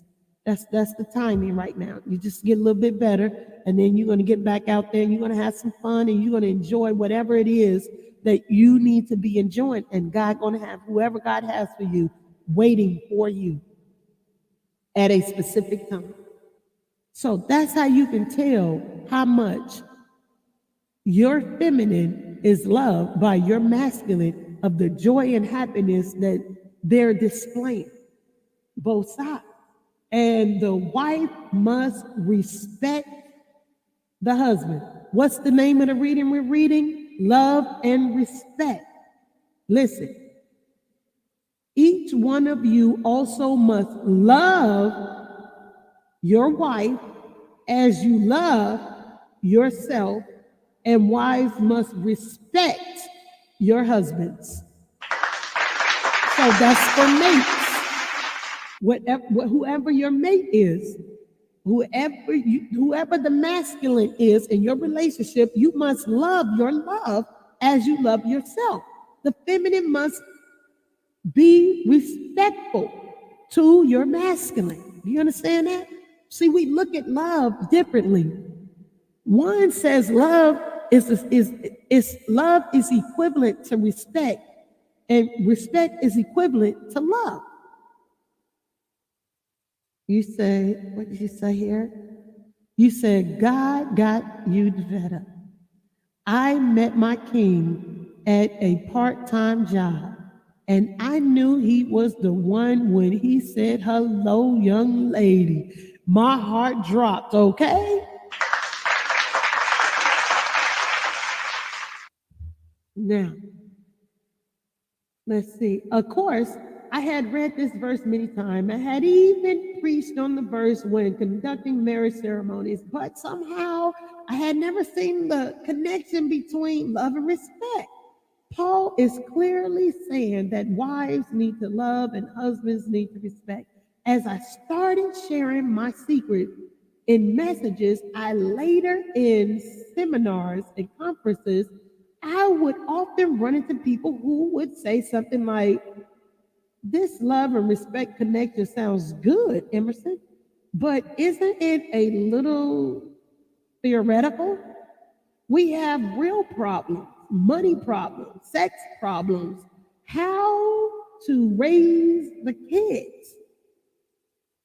In relationship, you all, this is something that you all must know. These are a couple of things right here that can cause the biggest problem in your relationship. Finances, the sex, and the kids. Why the finances? Remember I talked about that. I have more money than you have. I make more money than you do. And this is what I don't want to spend my money. You don't spend your money. You had money and they had money. And that can be a whole problem because one will watch the other one the bills need to be done, but both of y'all living in a home. Why can't both of you all come together? So then make separate accounts. You make 4 accounts, okay? You have your spending account, their spending account. 5 accounts, make 5 accounts, I'm sorry, because we have 1, 2, 3, 4. Yeah, make 5 accounts. Your spending account, their spending account. The bill account, and then you have your savings account. You feel what I'm for? No, I was right, 4. Yeah. Oh, sorry, excuse me. And your, if you want to, you can make it 5 because then you have your vacation account. You feel what I'm saying? And it doesn't take much. It's just a little bit of something that you have going on. That's it. That's all.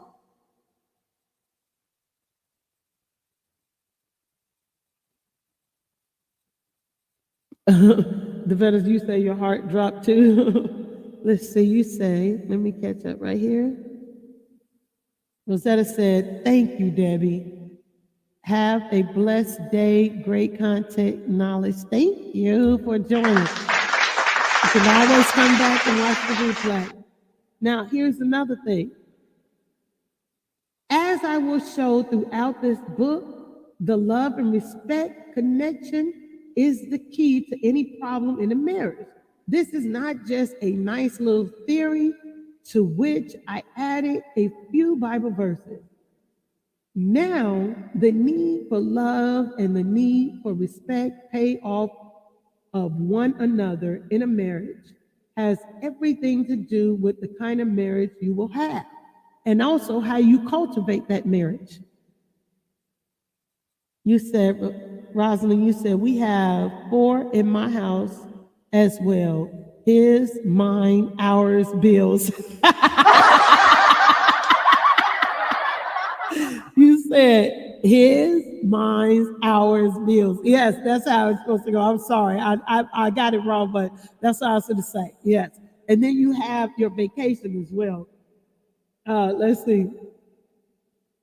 How God revealed the love and respect connection. In the beginning, when I was struggling to find help for other marriages as well as for my own, I was not searching for any love and respect connection, but the connection surfaced as I pondered what Ephesians 35:33 was saying.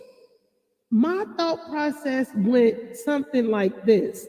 A husband is to obey and command. The husband is to obey the command of to love, even if his wife does not obey his command to respect. And a wife is to obey the command to respect, even if the husband doesn't obey the command to love.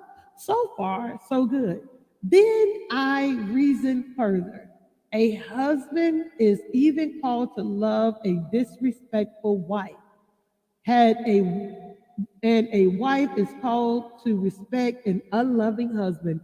There is no justification for a husband to say, I will love my wife after she respects me, nor for a wife to say, I will respect my husband after he loves me. That is actually the most difficult thing to do. Do y'all know that? What is the most difficult thing to do? What I just read that just went over your head, and let me read it again. Okay, listen. Listen very carefully. Let me read it very carefully. It says, a husband is to obey the commands to love even his wife, does not obey his command to respect. And a wife is to obey the commands to respect, even if the husband does not obey to love. So far, so good. Here it is. Then I reason further. This part right here, listen very carefully. A husband is even called to love a disrespectful wife, and a wife is called to respect an unloving husband. There is no justification for a husband to say, I will love my wife after she respects me, nor for his wife to say, I will respect my husband after he loves me. No, even if you guys are in, there it is right there. There it is right there. You're helping me with this one right here, Devetta. Listen, when y'all get into an argument, you're not, the husband is not supposed to say, well, I'm going to love my wife after she respect me. When she respect me, I'm going to love her. No, you're still supposed to be loving on your wife. You're still supposed to be loving on your mate. There's been time when me and my husband, we get into our little tit for tats, and I'm upset. But my husband will still, in the midst of us arguing, will be like, you want something to drink? I'm getting something to drink. Do you want something to drink? I'll be like, no. And knowing I'm thirsty is I don't know what. I'm really thirsty, and he done got a cold drink with ice and it's bubbling up, and I want something to drink, but I'm being stubborn. But it still don't stop him from showing me love. And if I'm cooking and we in a tit for tat, we fight, we arguing and we fussing, I'm still gonna bring him a plate. Now I might bring him a plate like this. Here's your plate. I cooked you dinner, and I walk away. But I'm still going to bring. Look, this part. You know what, I'm getting better at it. My dad told me when I was a little girl that I was stubborn, but I'm getting a little better at it. I really am, because I'm realizing that, you know what, he is, my husband does show me that. My husband showed me something in love that I have never seen or experienced before. And that is to love, even if you guys are going through. And my husband is, I always thought that this is how it's supposed to be, but I never seen it. I've never really experienced it. You're still supposed to love each other, still supposed to have respect for each other, no matter if you all are upset or whatever. That's a temporal moment thing right there, which will pass once you all fix it. That's it. That's all.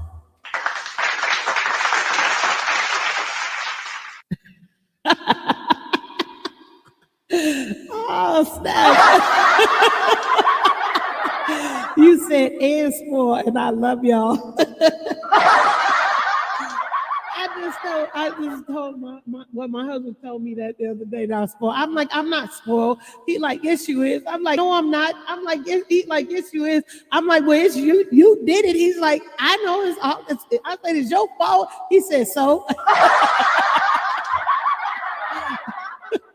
Yeah, I am. I'm sorry. I really am. I am. Let's get back to it. At this point, I still hadn't seen the love and respect connected.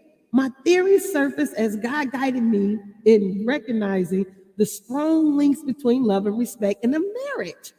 In a relationship, you said, Rosa said, let's see, I love you all. I have go hope to see you all later, Debbie and friends. Yes, yes, yes, absolutely, absolutely. Thank you for engaging with us. You said, Devetta, you is cracking up laughing. You said, I really enjoyed this conversation. Thank you. You said, Rosalind, you say, your message always on point. Thank you. Okay, now it says, where was I at? I saw why it is so hard to love and respect. When a husband feels disrespected, it is usually hard to love his wife. When a wife feels unloved, it is usually hard to respect her husband. Some people will shut completely down, especially the masculine. They will shut completely down and not have a conversation and be short with words and all of that. That's because there is something going on. There is something happening that needs to be fixed in you all's relationship. Devetta, you said, he tells you all the time, you are mine. This belongs to me. I have heard him say it several times. And he does. He really does. He does. He said, this is mine. He be like, and he'll pinch me, not pinch me, but he'll squeeze you. He'll be like, mine, mine, mine. Yes, he does. Yes, he does. Yes, he does. I guess I am spoiled. Okay. What was I at?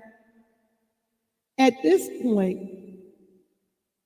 came the illumination that made sense to me.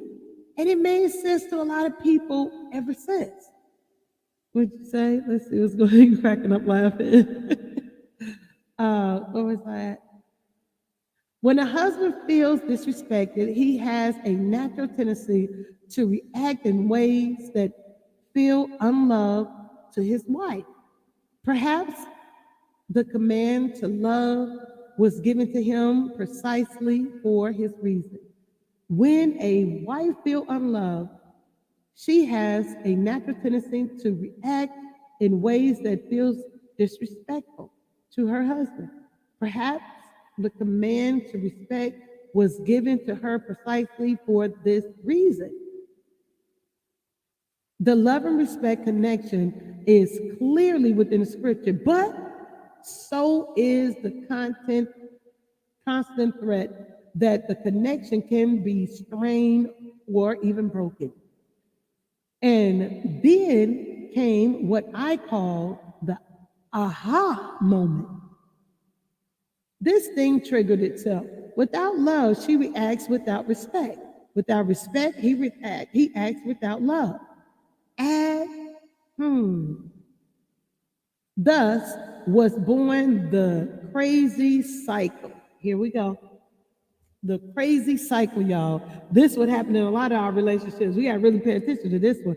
Everywhere I share my theory, husbands and wives immediately understood. They see that if they don't learn how to control the crazy cycle, it will just go round and round, and where it stopped, no one knows. To put this book in a brief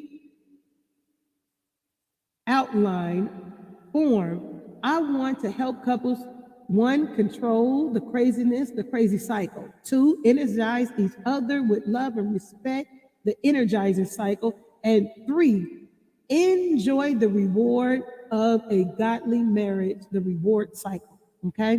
So there's a lot that go along in a relationship that we don't pay attention to, that we weren't taught, that if we don't share, if a lot of people figured it out, they got it. And a lot of times that's where you see a lot of people in long-lasting relationships, because they know what to do.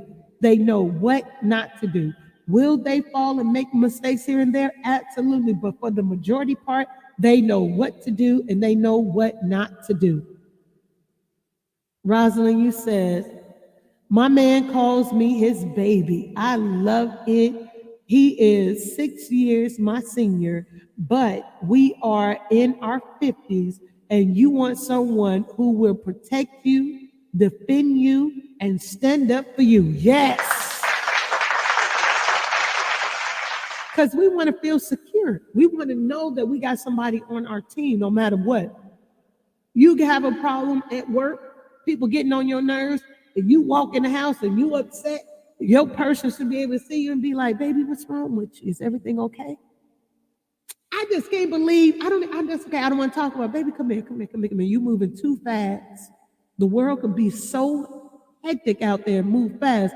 Come sit down with me for a moment. Or go get comfortable, take a shower, come back and let's talk about it. Take the world off and come back and let's talk about it. And then you come back and you sit down. Well, I can't believe Susie ran her mouth and told this and did this and all this other kind of stuff. Started so much commotion at the time. This really made me. And you should be sitting there nodding your head like, baby, I understand. But you know what? They don't even matter. You know why? Because you're amazing at what you do. Don't let them touch your swag. Don't let them get on your nerves. You know what? They not even a part. It's just that you was at work. That's it. That's done. Brand new day tomorrow. Don't pay them no never mind, because they don't pay your bills. So keep it moving. Why love and respect are primary needs. Getting on the crazy cycle is all too easy.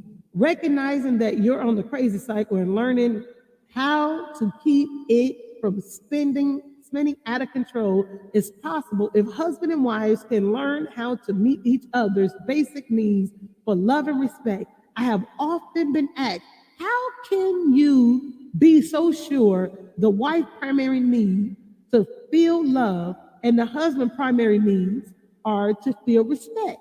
My answer comes in 2 parts. First of all, my experiences as a counselor and as a husband confirms this truth. My wife is the one who asks, does my husband love me as much as I love him? She knows she loves me, but she wonders times if he loves her nearly as much. So when it comes across as unlovingly, she typically reacts in a negative way. In my opinion, he needs to change into a minor, sensitive, and caring man. Unfortunately, a wife's usually approach is to complain and criticize in order to motivate her husband to become more loving. Why do we do that all the time? Why do we do that? Why do we say, well, you don't treat me like this, and you didn't say when you said how you said it didn't even make sense, but you said how you said when you said it. And I didn't even like what you say, how you said when you said it, because you could have said it a little bit different, but you said it how you said it, and I didn't like what you had said. Why do we do that? That's and they're supposed to be like, okay, I'm sorry for what I had said, what I said, and what you said. We confusing everything. This usually proves about as successful as trying to sell brass knuckles to Mother Teresa. On the other hand, a husband does not commonly ask, does my wife love me as much as I love her? Why not? Because he is assured by her love. See, the masculine knows that we love them. You know how they know? They know by our actions. They can feel it. We sitting up there second guessing the love, but they know. They start laughing. Did you ever get that little smile where they smiling at you and just laughing at the most inopportune time when we're not expecting them to laugh and they supposed to be serious like we serious? Because they know. They know you love them. They know you're not going anywhere. That's not the problem. So you're not going to hear your masculine be like, well, do you love me? You're not going to hear that. What they're going to say is, what they're going to demand, what they want is respect. We want the love. We're trying to get reassurance on love. They're trying to gain the respect. I often ask husbands, does your wife love you? They reply, yes, of course. But then I ask, does your wife like you? And they answer, usually come back, nope. In many cases, the wife's dislikes is interpreted by the husband as disrespect and even contempt. In his opinion, she has changed from being the admiring, over-approving woman she was when they were courting. Now, she doesn't approve. She's letting him know it. So the husband decides he will motivate his wife to become more respectful by acting in unloved ways. This usually proves about as successful as trying to sell a pickup to an Amish farmer.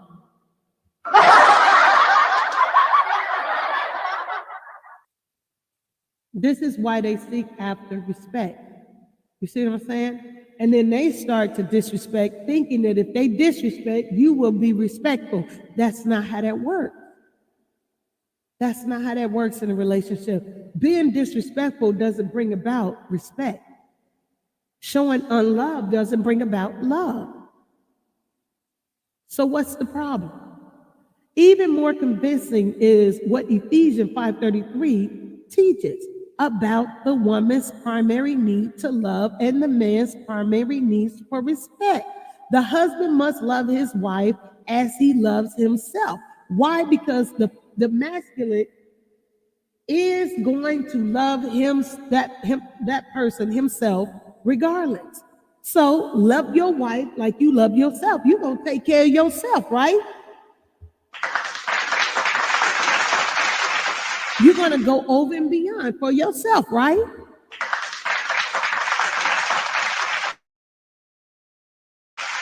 So love your partner, your love, as you love yourself.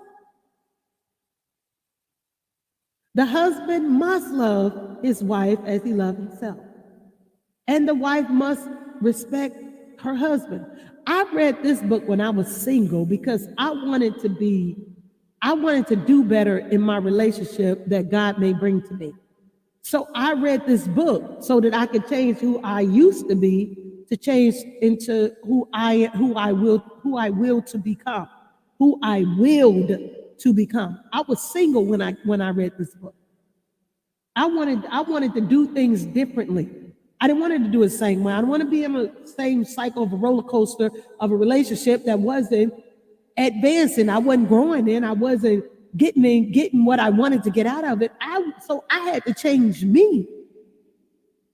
This book is not just for married couples.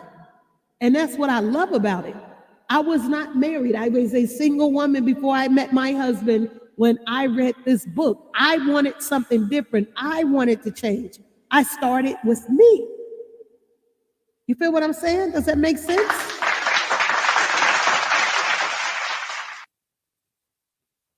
Now, where was I at? Could it be any clearer than that? Paul isn't making suggestions. He is issuing commands from God himself. In addition, the Greek word Paul uses for love in this verse is agape, meaning unconditional love. When you're in a relationship, especially a long-term relationship, a marriage, you have to have that agape love. It's unconditional. It's unbreakable. It's undeniable. It is what it is. Love is love. That's why love is so beautiful to me. Love don't look at, okay, we break up and this and we breaking up. No, when one thing to break up in a relationship, the other one should bounce back. Nope, that's not what we do in this relationship. We're not in this relationship to break up. We in this thing. We in this to be this. We in this to handle this. We in this to work this out. We in this to be in a relationship. No, my husband tell me I'm not coming out of my relationship. The only way to get me out of this is how my husband talked to me. The only way I'm coming out of this relationship is in the body bag. That's what my husband say to me. When you in your relationship to be there. You feel me? You in there to grow, to learn, to love, to everything. You want to give that person everything you got, and that person wants to give you everything they got because you're in it together. You hear me? That's what that is. A lot of people nowadays are not looking at it like that. They're looking for immediate gratification. That's it. That's all. Move on to the next person. No one taught them how to love, so they don't know how to love, so they're not taking heed of being what love is. A love is agape love. It is unconditional. You hear me?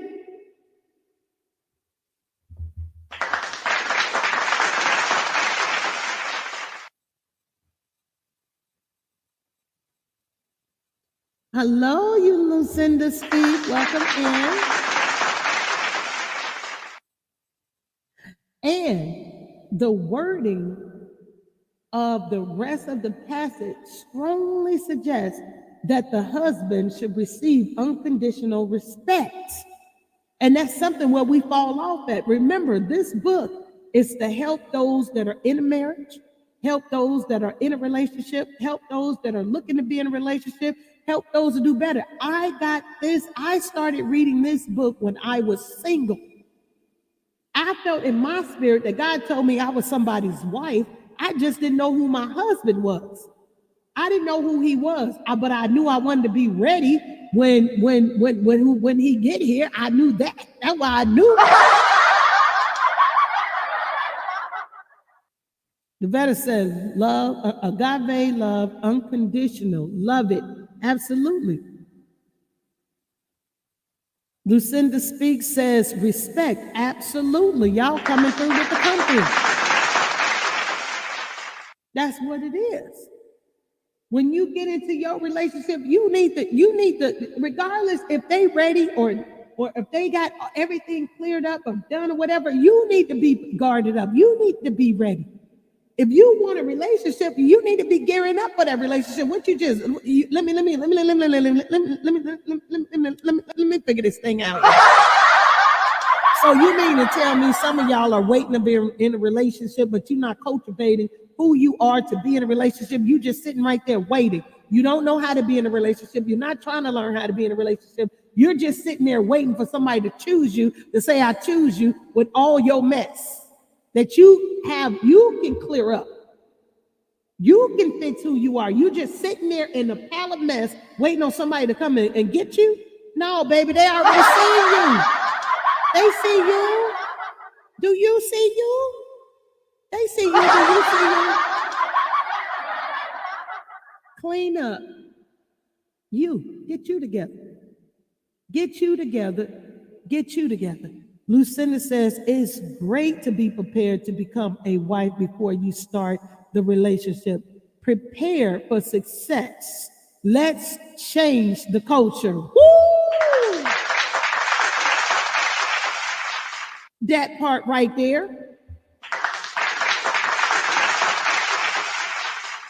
That's what we have to do. Now, when they come into our life, will we be all together, done up, no? You might still have some things where you had to clean up. You're like a warehouse, okay? You're like a warehouse. Well, Debbie, what do you mean that I'm like a warehouse? Well, let's explain, okay? So you have all this stuff in the warehouse, but then the people, they moved out of the warehouse. But when they left, they had left the floors dirty because the warehouse been it's been empty for a minute. Where that means when I say empty, no ownership. But there's been rats rolling around up in the warehouse. There's been people that are homeless that's been living in the warehouse because it's a little safe for them. There's the walls and the papers are coming off, and it needs to be painted. It needs to be swept up, cleaned up. The flooring probably needs to be pulled up. There's a lot that needs to be going on in this warehouse in order to make this warehouse look good from the inside to the outside. So even if there's grass on the outside, it's not well put together because there's patches outside, and the sidewalk, it's all just wind just been blowing. It's just been all by itself. It's horrible looking. So it's got to be cleaned up. It's got to be swept up. It's got to be painted. The air conditioning has to be redone all over again. The ceiling has to be redone all over again. The bathrooms are torn up and everything. So it all has to be remodeled. You feel what I'm saying? Some of the walls need to be torn down. Some of the floors need to be pulled up. There's a lot that needs to be going on in this warehouse. You know what I'm saying? To get it together, to go to its next owner. Does it make sense? So that when that person come in and take ownership, you understand, to be able to construct in this warehouse, you understand, to cultivate some greatness in this warehouse, it needs to be put together before it can go on to the next owner. So if you, and that can go two ways. Either you can clean up this warehouse, or you can just leave it as is and let the next person clean up the warehouse. They still not going to know everywhere what needs to go everywhere, how it needs to go. If you're the warehouse, clean up every piece of dirty filth that has come in. Clean it up. Clean it up. That way, when they come in, it's nice, it's empty. You can start completely over. You have a clean slate. You understand what I'm saying? You have a clean slate to put new furniture in the warehouse. You could put everything brand new, monitors and all this other stuff you can put in this warehouse. Just like you. You have room to put brand new love within your mind, your body, your heart, your spirit. Brand new communication. You're not irate. You're not upset. You're not mad with your words. You know how to take things.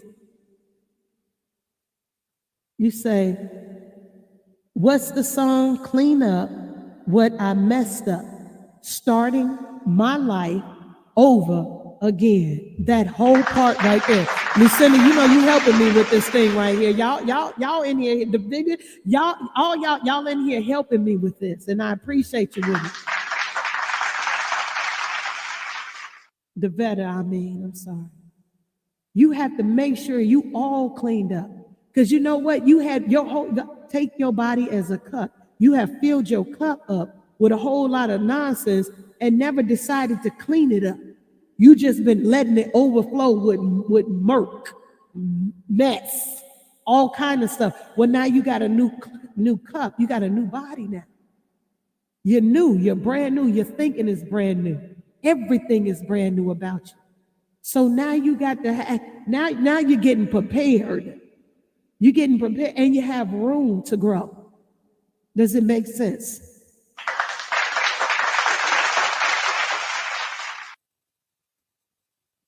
Let me see, where did I leave off at?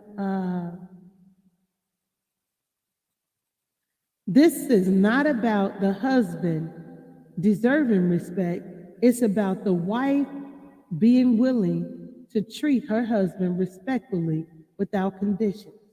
I'm going to read this part over right here. Let's see, what am I missing? You say, yes, it does make sense. All right. You said, the husband, he mentions, are either carnal Christians or unbelievers who are disobedient to the word.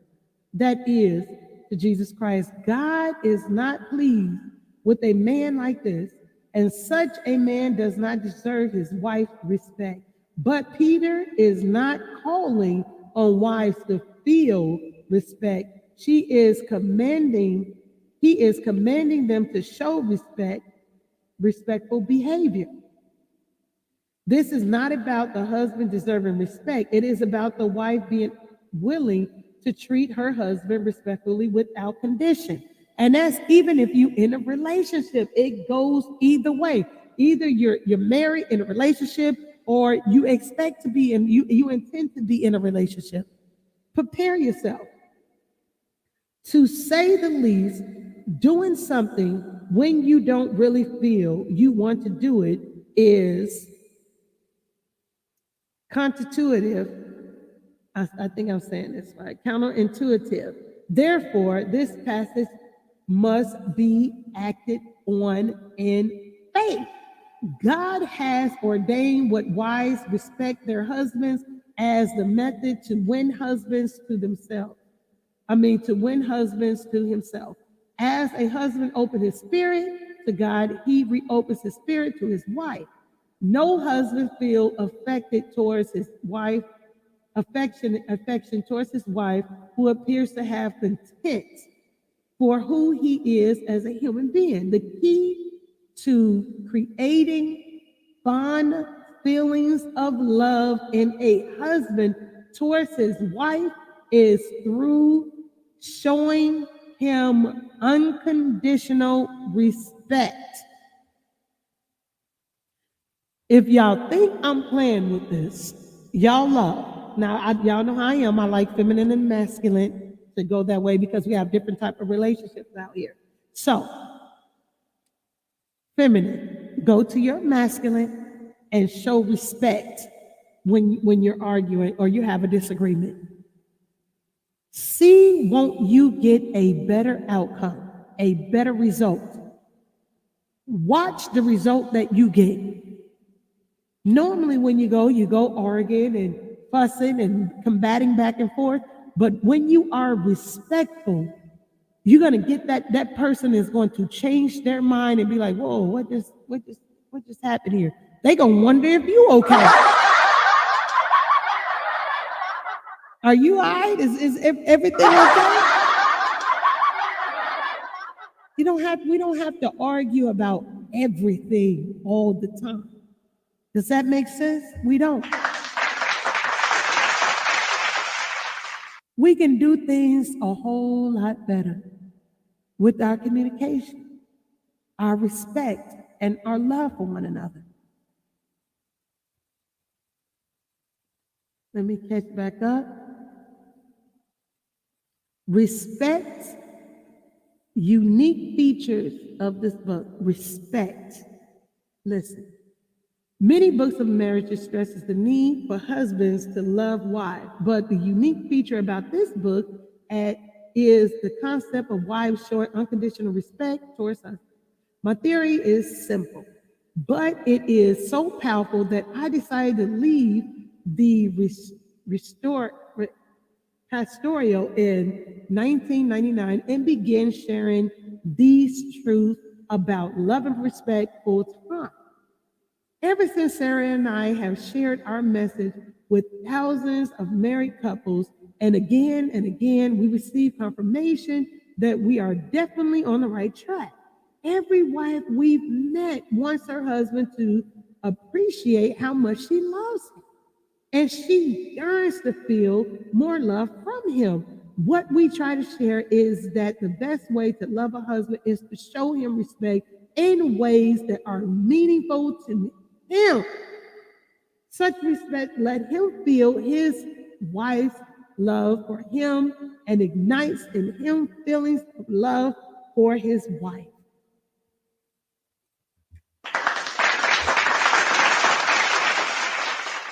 Respect can go a long way in a relationship. And we can take it as far as we can, as far as we want to go, until we don't see an end. It gets greater and greater and greater and greater. And it's up to us to choose to want to make that change to do so. No person want to come home every day to disrespectfulness. And no person wants to come home to not being loved. That is a recipe of cheating, infidelity, and all the ingredients of a failed relationship. If we know better, we do better. You feel what I'm saying? Does it make sense? You guys, please don't forget to hit the like button if you guys like what I'm saying. And that lets me know that you guys like the conversations that we have, and I can bring more to us. Please hit the like button. Be polite and wipe your feet off at the door. This book will show you the power of unconditional love and unconditional respect. As you and your spouse use these powerful tools, you can save a struggling marriage from a divorce court or a marriage from boredom and concealed bitterness. If you have a good marriage, you can make it even better. Sarah and I had a good marriage before we discovered the simple secret taught in this book. But now our marriage is much better. How much better is it? Here, have we reached some kind of marital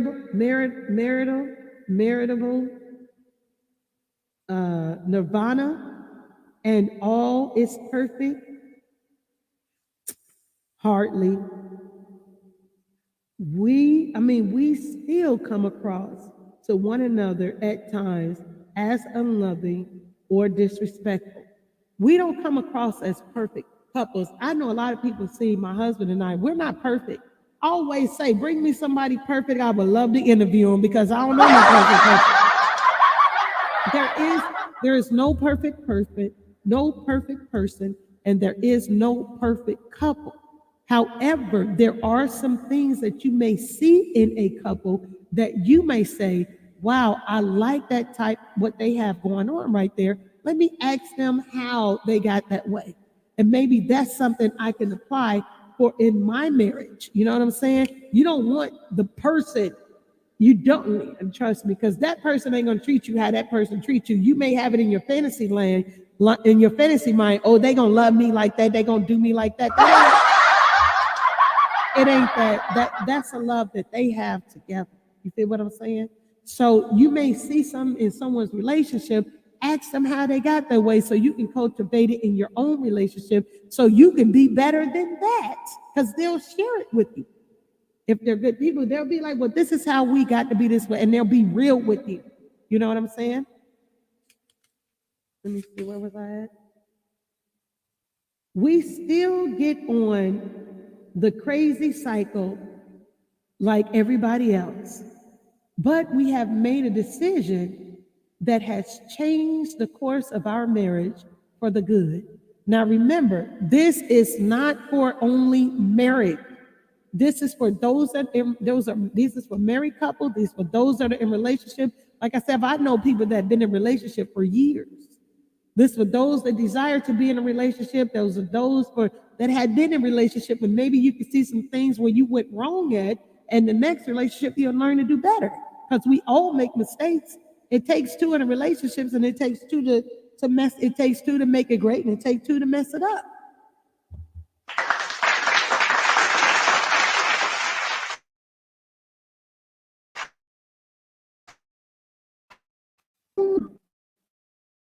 This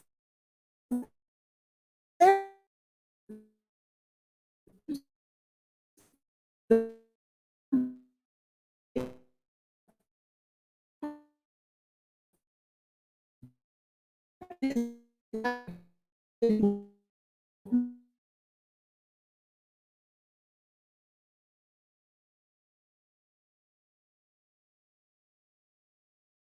get nasty. But that isn't how she feels in her heart. I know she respects who I am deep inside. Sarah has decided to believe that I do not intend to be unloving, though I still hurt her from time with my comments and attitude. She knows that in my heart, I love her deeply and would even die for her.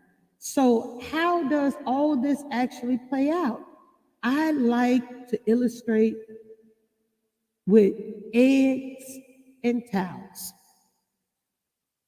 Sarah can't stop preparing the eggs.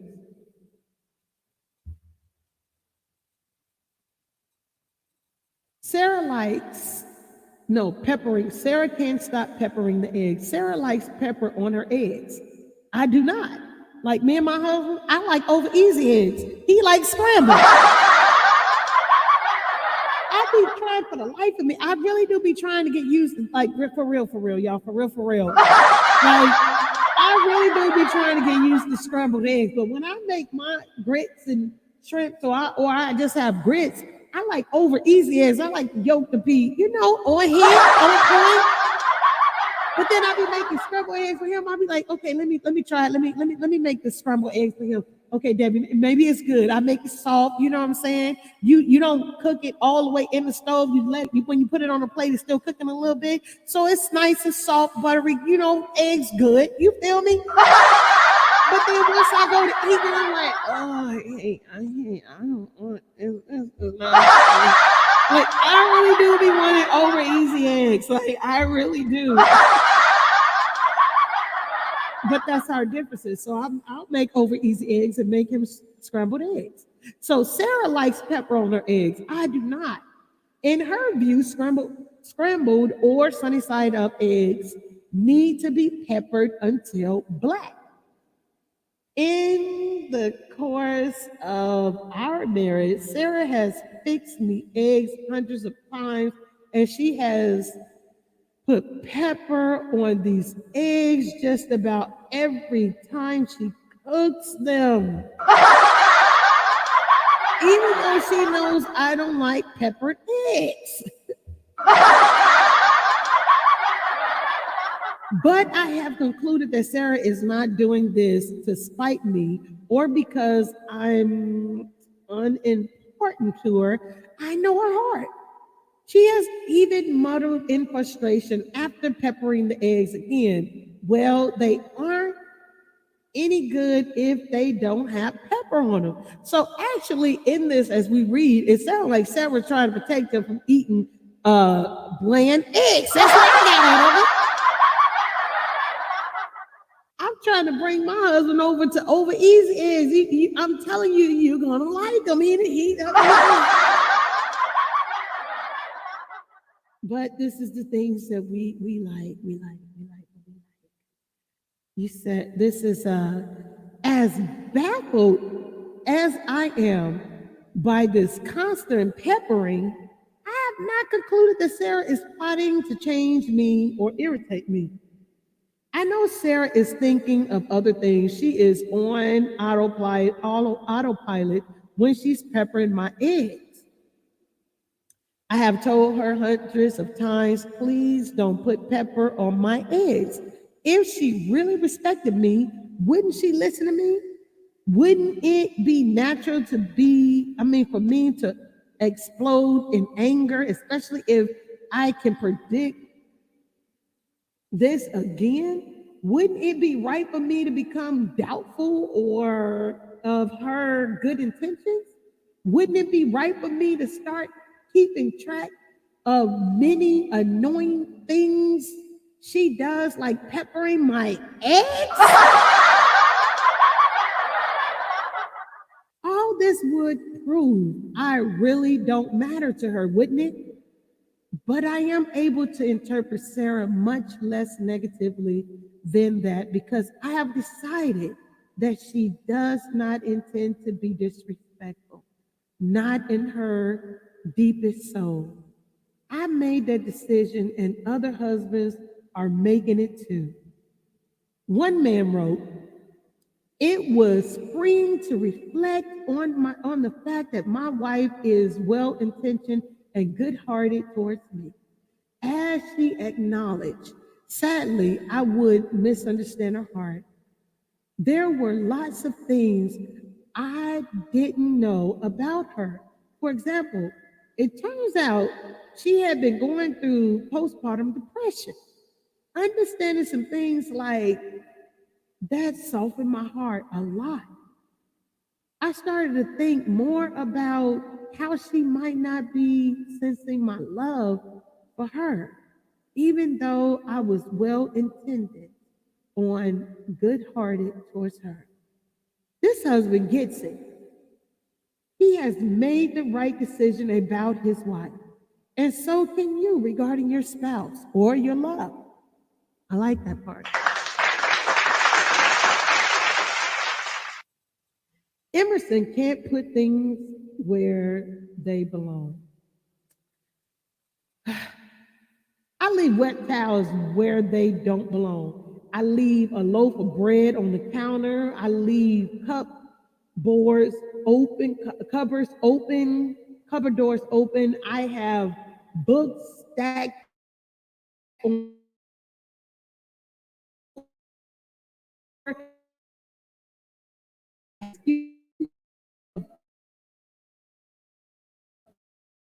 I'm as for those that I leave wet towels where they don't belong. I leave loaf of breads on the counter. I leave cupboard doors open. I have books stacked on the living room floor. I have excuses. Of course. Is there anybody else that does that? I am mentally preoccupied, as Sarah said. He always thinking. Sometimes I stun myself by what I do and don't do. Looking back at the cupboards open, I realize most of them are still open. I say to myself, why didn't I close those doors? Where was my mind? Or I leave towels lying on the bedroom floor instead of hanging them up in the bathroom. By the way, this is where we've learned to keep things light, which release tension. When Sarah dangles the towel in front of my face, I smile and say, "What a coincidence. I was just going to hang that towel up." And knowing they wasn't supposed, they weren't going to, they was not going to do that. You say we all are guilty of that.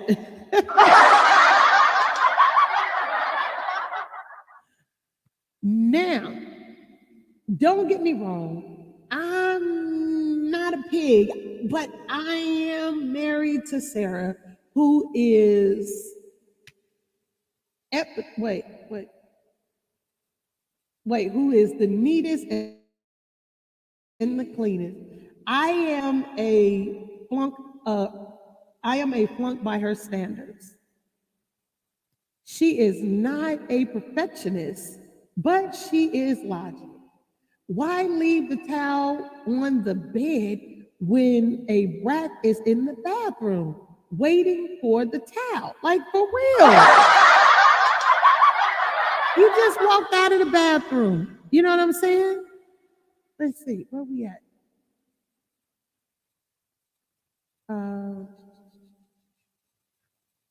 Why leave the cupboard doors open when the hinge functions both ways?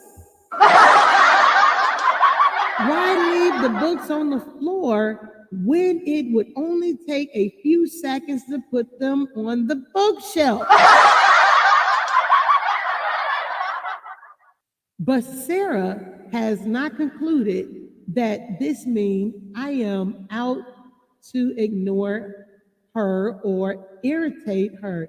She knows I'm thinking of other things, that I am on autopilot as I come and go. Yet she has told me thousands of times, please pick things up and put them away. Wouldn't it be easy for her to say, if you really love me, you would listen to me?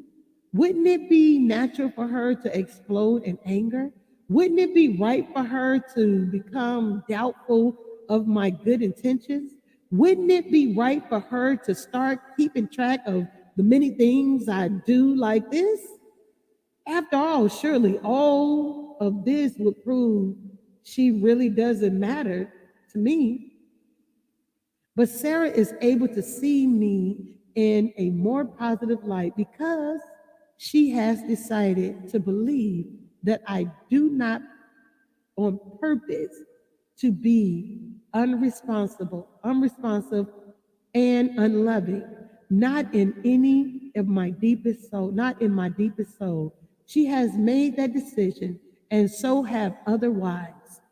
One woman married more than 30 years says,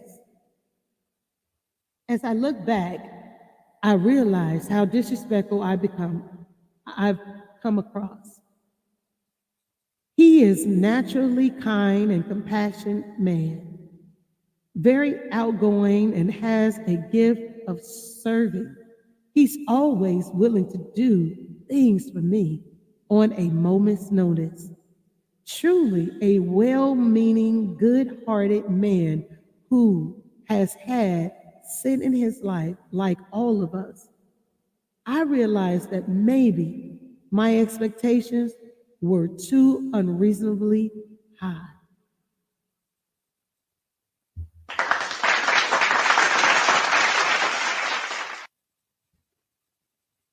Please don't forget to hit the like button if you guys like what's going on here.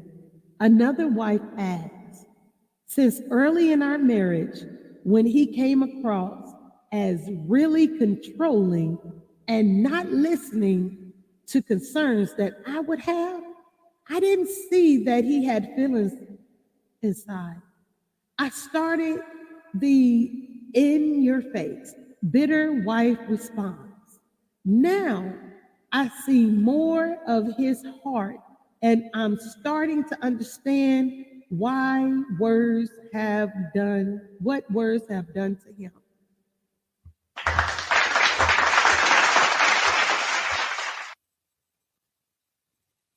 These ladies get it. Also, they've made a decision to change their approach, and so can you regarding your spouse or your love, significant other, whomever. Yes, Sarah and I have had our faults. The crazy cycle always wants to spin, but we can control it by remembering the love and respect connection. We know this works, and there is much I want to share about how and why it works. The first step is understanding how husband and wives communicates. You have to have an understanding when you want to be in a relationship. If not, nothing is going to work. If you're not trying to learn each other, you're not going to get it. The relationship is not going to last. We're not perfect people. We are imperfect people in an imperfect world.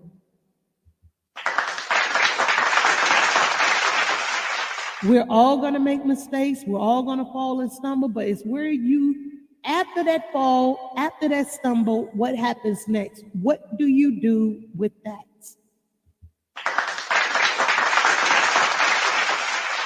Do you change it? Do you stay the same? Do you want better? Where do you want your relationship to be? How do you want it to grow? How do you want it to blossom? Because you two are in the relationship. You are a representation of your love, and your love is a representation of you. Whether you all are in each other's face or not, you're still a representation.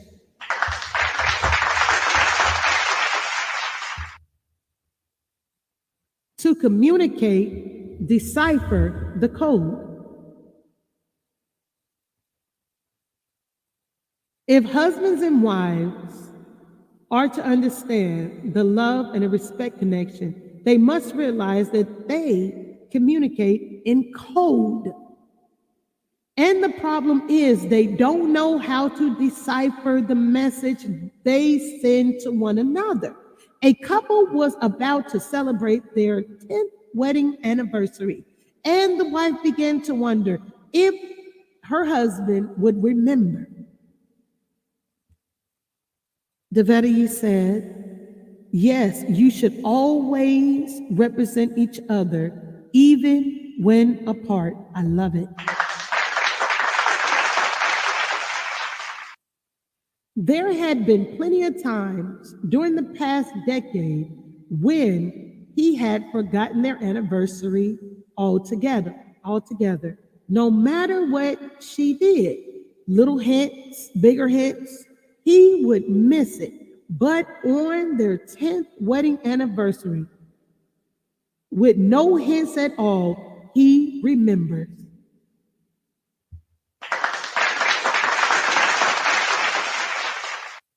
He makes a beeline for Hallmark and is soon gazing upon all those racks full of greeting cards.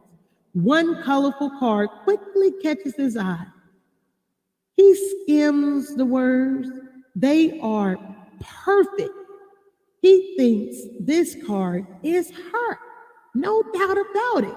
He grabs it off the shelf, pays the clerk, and hurries home rejoicing. Finally, he has remembered their anniversary, and a special one will be too. What'd you say?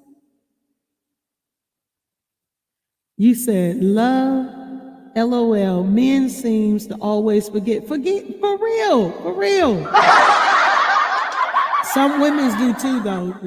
I don't know how, but some of them do too. But yeah, and they forget the poetry and the cards and stuff in the beginning. They remember to write us poetry, but then they forget throughout the relationship that we still love poetry. We still love beautiful words. We still love the time you took to go and find us a card so we can read that says your expression on it. We still love those things. Hello.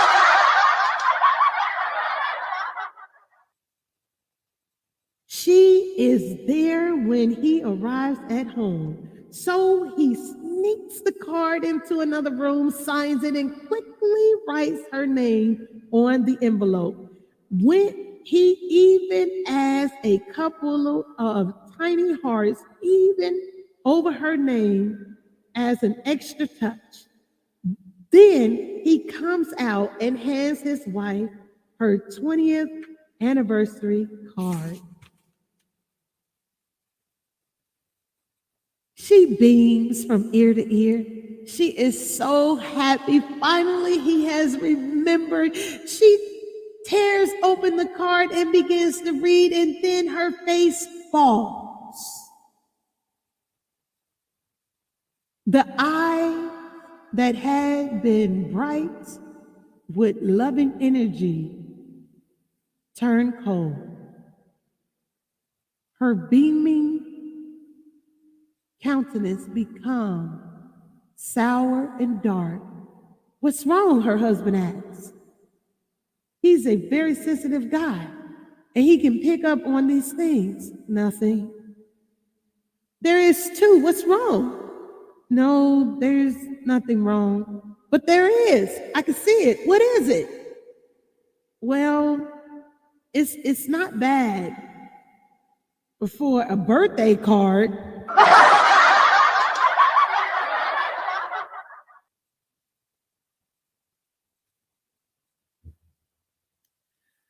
As you might guess, the conversation is headed downward from there. You're kidding, says the husband, grabbing the card from her hand. No way, unbelievable. No, you're unbelievable. The husband blinks in his in the face of his wife, very real, angry. He knows he is full of goodwill. He is remembering their 10th anniversary. He has bought her a present as well as a card. Well, honey, I made an honest mistake. Give me a break. Give you a break? An honest mistake? Oh, it was an honest mistake, all right, because you just don't care. Do you know what? Do you know what? If you took your car in to be detailed and they put a stripe on your side that was even a fraction of an inch off, you would notice that, right? Why? Because you care about it, but you don't care about our anniversary. You don't care about me.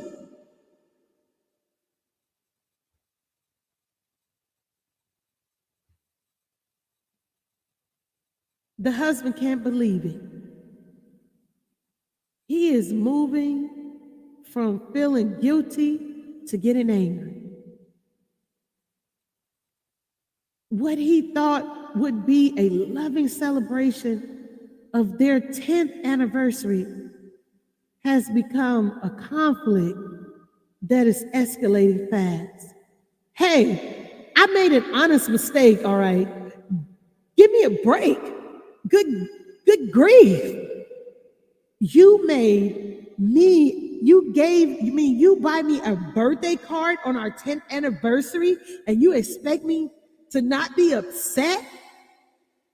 I'd rather you hadn't brought me any card at all. The husband has been on the offense, but now his pulse rate is up. He has tried to do the loving thing, and all his wife can do is say nasty things. You know what? The way you're talking, I'm glad I got you a birthday card for your anniversary.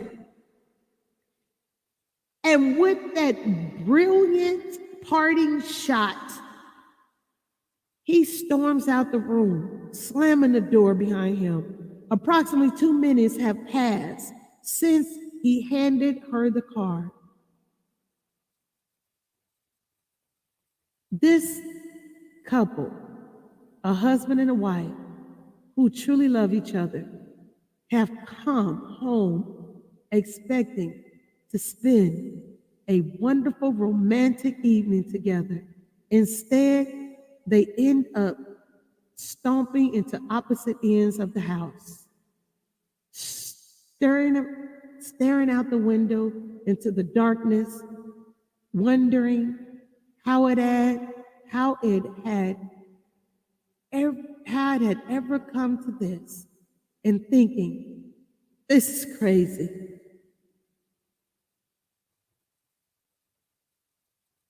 Devetta says, they don't forget anything when it comes to the tools.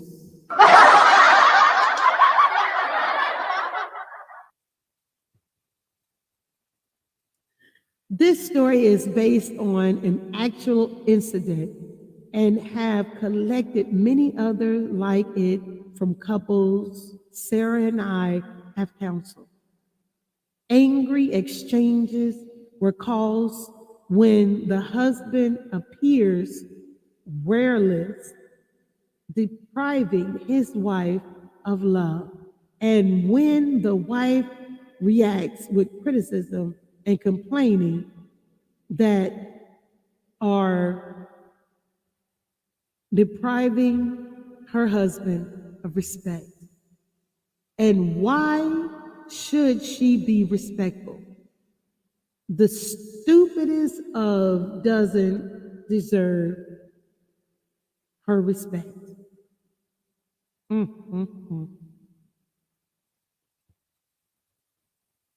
All you want me for is sex. There's one more example. The husband is gone for a week on a business trip. As his plane lands, he starts envisioning a romantic sexual evening with his wife. So he hurries home as quickly as he can. As he walks into the door, his wife's first words are, "What are you doing home so early?" "Well, since you're here, I need you to pick up the kids from school. And don't forget, we have a parent-teacher meeting this evening." Oh, yes. And I want to talk to you about Billy.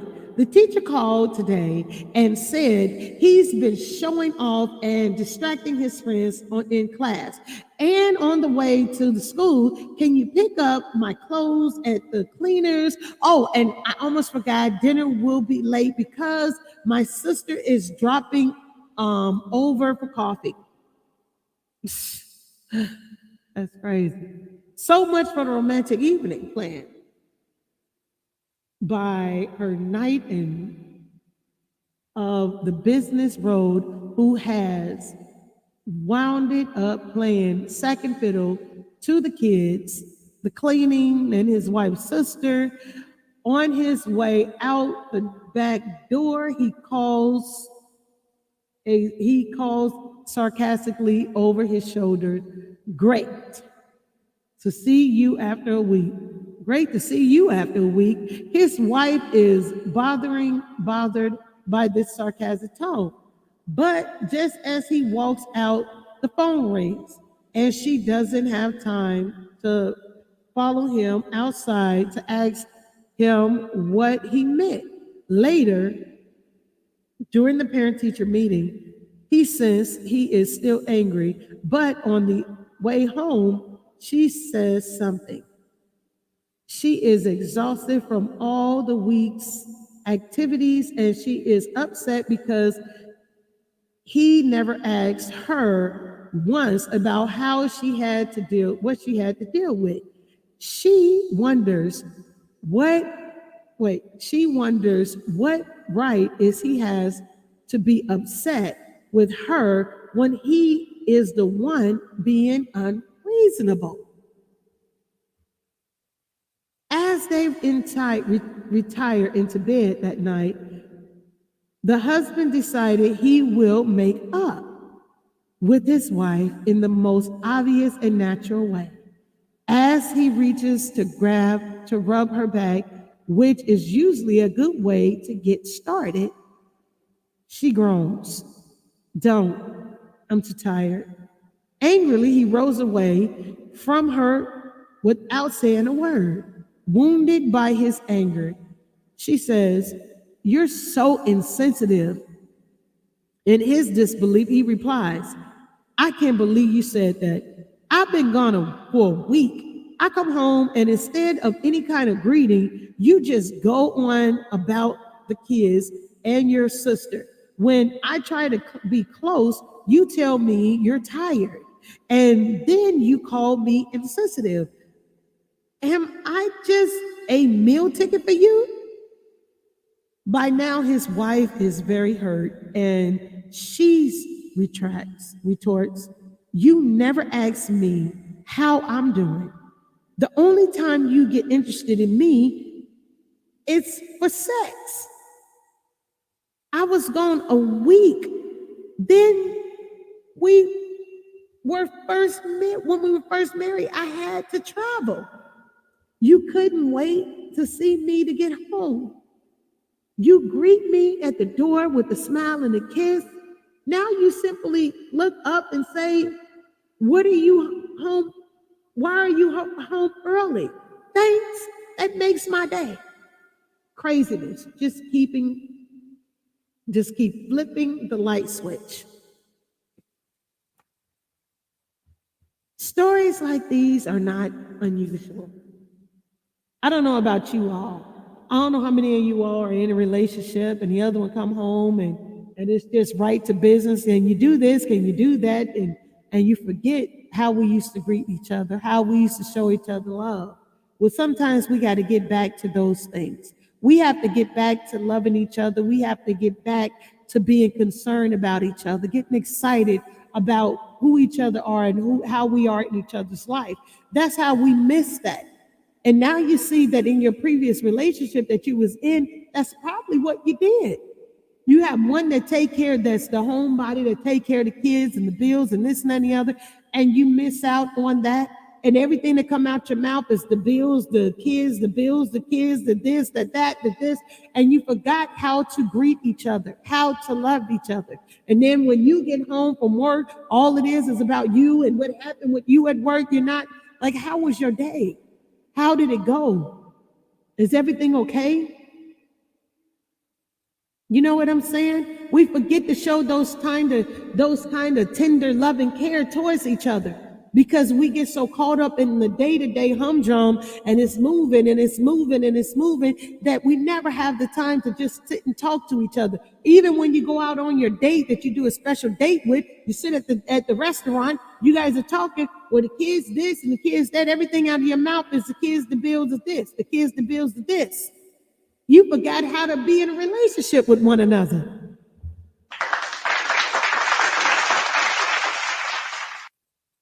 You forgot how to love each other. You forgot. You have to go back to those moments of loving each other. Those little simplest things. You know what I'm saying?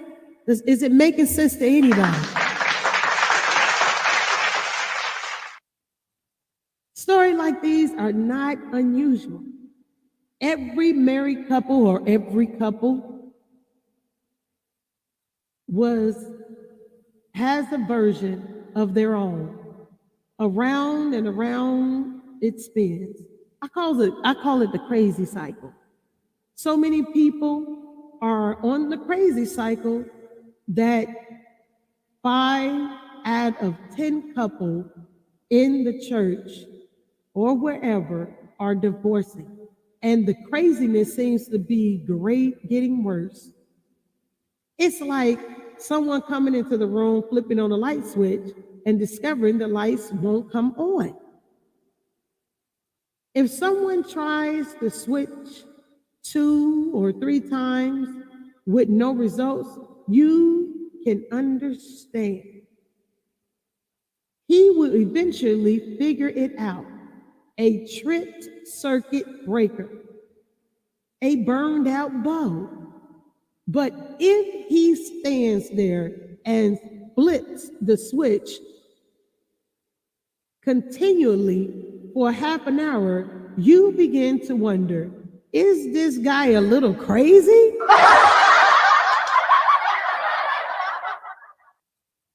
Hi, Ethel.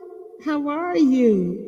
Great advice. You are beautiful. Thank you. I appreciate you for that. Thank you. Where was I at?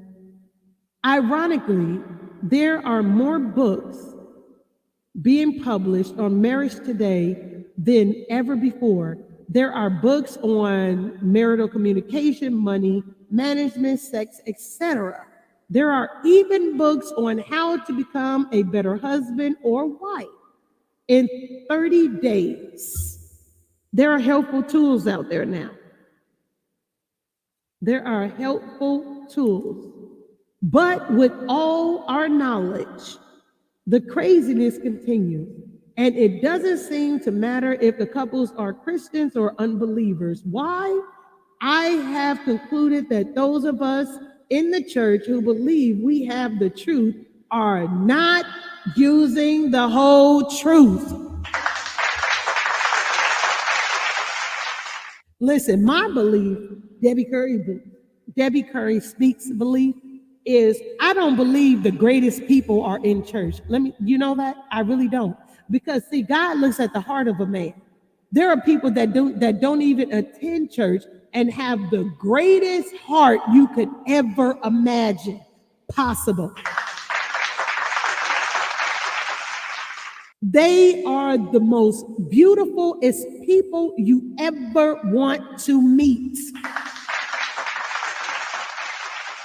They are more knowledgeable with wisdom, understanding, that can share with you so much. See, I'm one of those people, I don't have a respected person. I really don't. And I don't know if all you all know this, but my friends and families and everybody know I do not have a respected person. I don't. I actually, let me tell you something. I actually treat the garbage, the person that works, that dump our trash, the same way I treat a person that owns a business, the same way I treat a CEO, the same way I treat everyone the same. I do not carry respect to person. I don't have that nowhere in my body. I don't care what color you are. I don't care the language you speak. I don't care your occupation. I don't care how much money you have. I treat you just like I would treat the person that's living out on the streets. I put everybody on a high pedestal. I put you on a high pedestal. Now, if you knock yourself off, that is what you did. I do not have a respected person. Angela, you said that's why I love you so much. Oh, you saw that in me. I didn't know you all saw that. I didn't know you saw that. I didn't. Thank you. No, I don't. I don't. I do not have a respected person. I treat everybody the same way. I put you on a high pedestal. When you come into my life, I already put you up there. I already put you up there on high status. Now, if you knock yourself off, that is exactly what you did. I didn't knock you off. You gave you. Listen, I give everybody an invisible basket. I really do. I give you an invisible basket, and it's up to you to fill that invisible basket with whatever you want to fill it with. Now, you don't know. I don't walk up to you and be like, here's an invisible basket. I don't do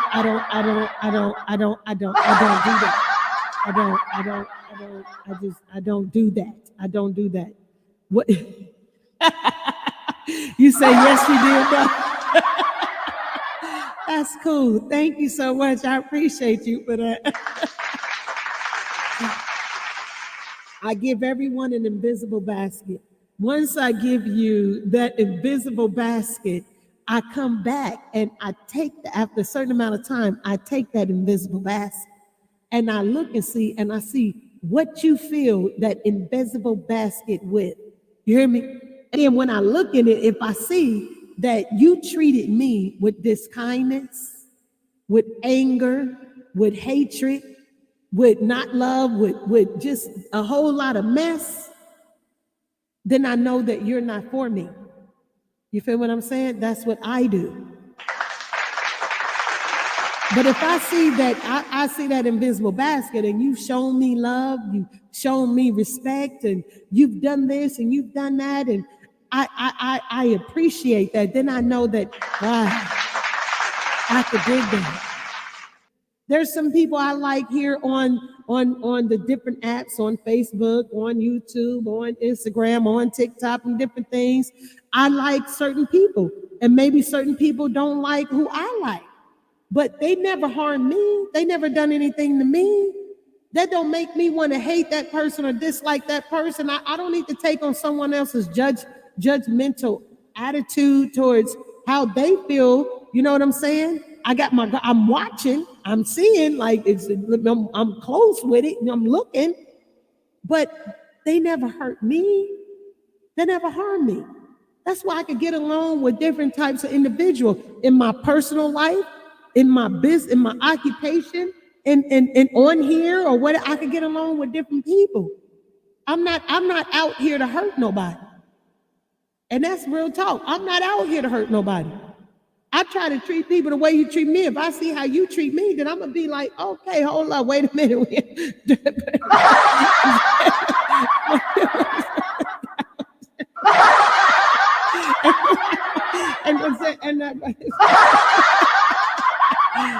You feel what I'm saying? I'm not out here to hurt nobody. You said, what'd you say?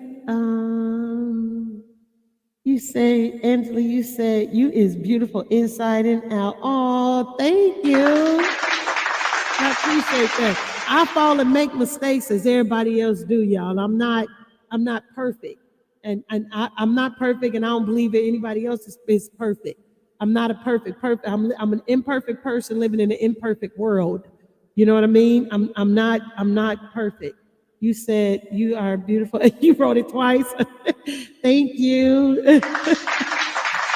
I appreciate that. Well, let's get back to it. A critical part of God's word has been completely ignored or perhaps simply gone unnoticed when it has been there all the time right under your nose. Many Christian spouses know Ephesians 5:33 and can at least paraphrase it. He's saying, the Apostle Paul tells husbands to love their wives as much as they love themselves, and wives are to respect their husbands. Is anyone really listening? Perhaps the first steps to a better communication between husband and wives is to hear what God's words clearly says. Why do couples communicate in codes? Let's think about that. Communication in a marriage. Now remember now, let me have to see. Remember, when I first started reading this book, I was single, and this was before my husband. This book is not just for married couples. This book is for married couples, those that are in a relationship, those that are starting out in a relationship, those that have been in relationships for a long time, those that are single, and those that are looking to be in a relationship, because this can help all of us. You know what I'm saying? Communication in marriage has been discussed, and dissected in hundreds, if not thousands, of books and articles. Why is communication between husband and wife such a problem? It goes back to the fact that we send each other message in codes based on gender, even though we don't intend to. What I say is not what you hear. What you think you heard is not what I meant at all. Let me say this again. Based on, hold on. It goes back to the fact that we send each other messages in codes based on gender, even though we don't intend to. What I say is not what you heard. What you think you heard is not what I meant at all.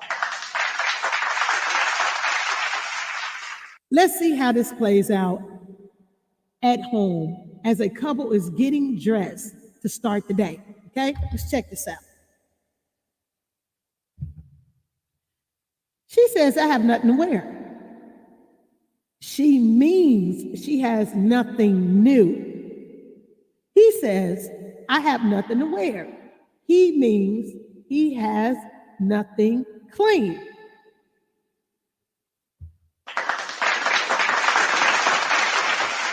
Y'all know that we speak differently. The feminine and the masculine speak differently. We really do understand each other differently. You understand? Have a conversation with your love, and then say the same thing, and then let that person tell you what they interpret what they meant. Like, let them say something to you, and instead of you rebuttaling, and you really don't understand what they say, ask them, what do you mean by that? What do you mean? I don't understand. What do you mean by that? Don't say it in a rude or defiant way. Just, hey, what do you mean by that? I don't understand. Allow them to explain, and watch it be a different meaning than what you thought it meant.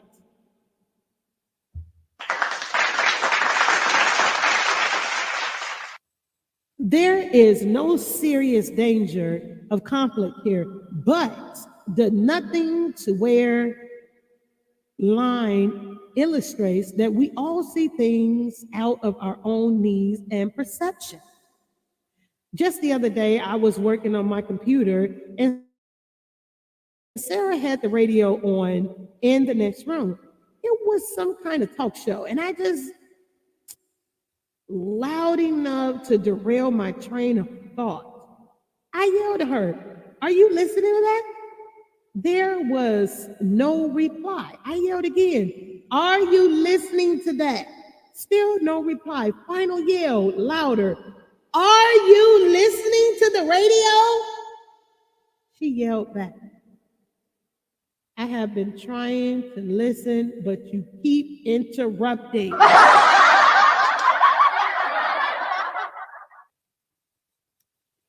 This created a 2-minute exchange that almost turned into a serious argument. It seems Sarah was irritated with me because she didn't even notice the radio. She was busy. Hold on just a second.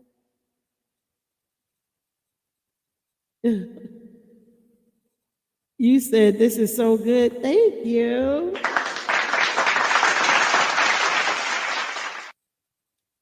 It says, it seems Sarah was irritated with me because she hadn't even noticed the radio.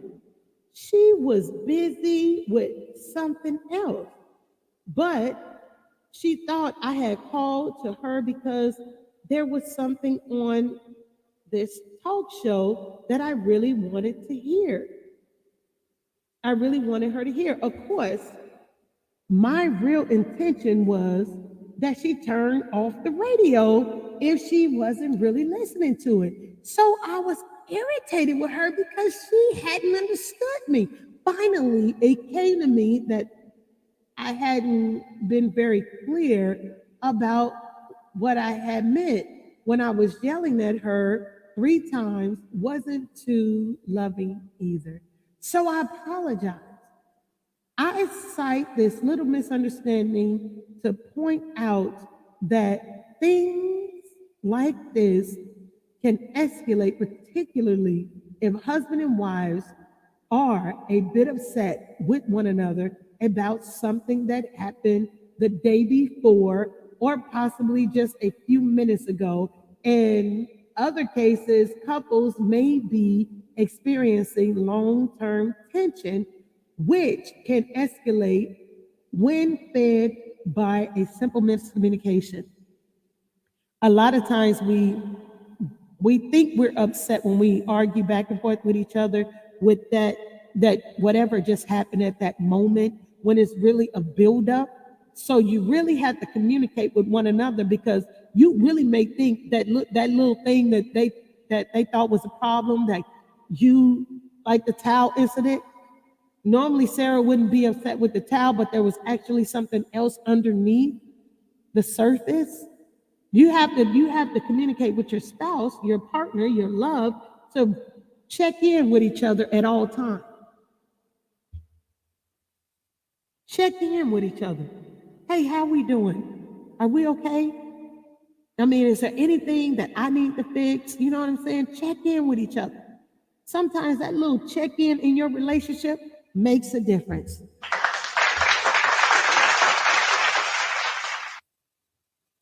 At a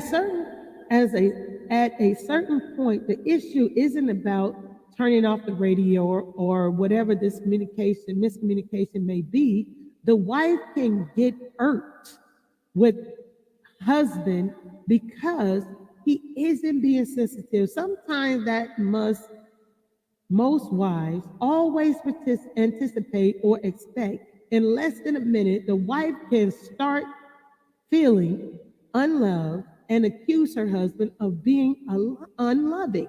Meanwhile, the husband can get displeased with the wife when she starts talking to him as if he's insensitive. He starts reciting the mantra of many husbands: I can never be good enough. The husband is feeling disrespected or at least unfairly criticized.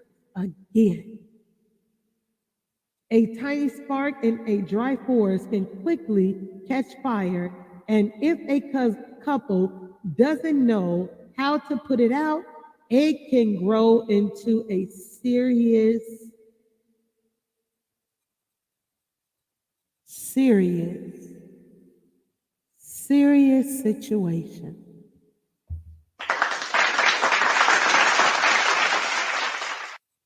When the issue isn't the issue, that's always the big one in a relationship to mess up a lot of people.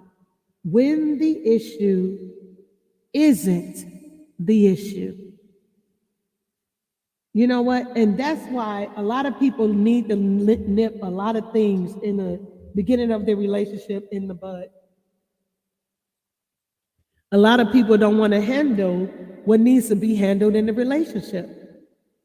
A lot of times, family relationships, brand new family relationships coming together, if you don't stop people from doing things that you wouldn't want done to you, but you allow your family members or you allow people to disrespect your love or you allow things to go on for a long period of time and you don't address it, but yet you're not thinking in your mind, I could do this for how long I want to do it, and this and any other. You're not thinking it's a problem because you're getting attention from the opposite sex or person that's attracted to you or whatever. You're not cleaning the mess up. You're just continuing to let it go because you were single and this is the thing that got you by. These are the people you communicated with, and these are the people that will put their hands on your shoulders and talk to you and hug you. Well, now you're in a relationship. What are you going to do differently? You want to still, I'm sorry, y'all, I'm eating a hall because I'm kind of a little bit congested a little bit. You're going to still allow the certain type of people to come in and treat you the same way? Disrespect your love? Can you handle it if your love allow people to come into their life and you see them disrespect you?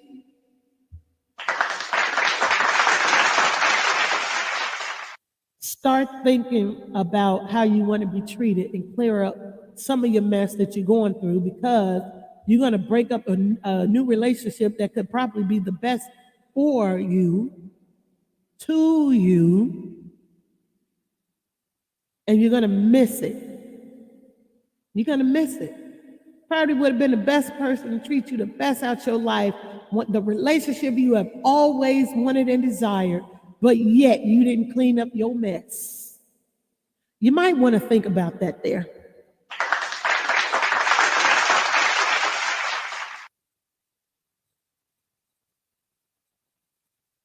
In almost every case, the issue that seems to be the cause of the craziness is not the real issue at all. Do you ever get into a conflict with your spouse, but you aren't sure why? Why your spouse deflates or bristle or go cold, and then you think, what is wrong here? What's happening? Typically, you write it off by saying, if only she weren't so touchy, or if only he weren't so childish. Of course, if you are the one who is offended, that's different. Your spouse is guilty of stepping on your toes again. Just because you may feel unloved or disrespected does not mean your spouse is sending that message. When the wife felt unloved because she got a birthday card for her 10th anniversary, it did not mean that her husband was sending her a message saying, I really don't care about you or love you. At the same time, when the wife reacted in anger and disrespectful way, that did not mean her message was, I don't respect you any further than I can throw you. When the traveling businessman came home expecting to be sexually intimate with his wife and his wife was unresponsive, the message she was sending was not, I don't respect you or your needs. And the husband may have become moody or upset, but he was not signaling that he did not love her. Often we focus on our own needs, simply overlook the needs of the other person. The wife needs love. She is not trying to be disrespectful. The husband needs respect. He is not trying to be unloving. Once you grasp this basic principle that the issue is not the real issue at all, you are on the right track, the communication code. You are on your way to cracking the communication code.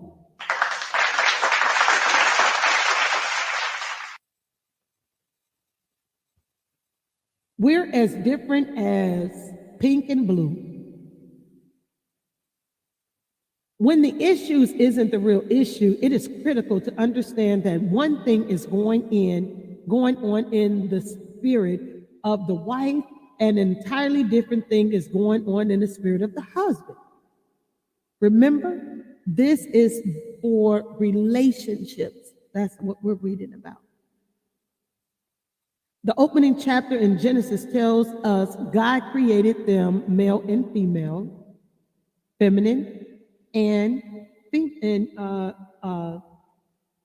masculine. That's hardly news. But what it underlines is that men and women are very different. For example, Peter's notes are different when it instructs husbands to treat wives in a very specific way. Since she is a woman, 1 Peter 3:7, the way I like to picture the difference between men and women is that the woman looks at the world through pink glasses, that color, all she sees.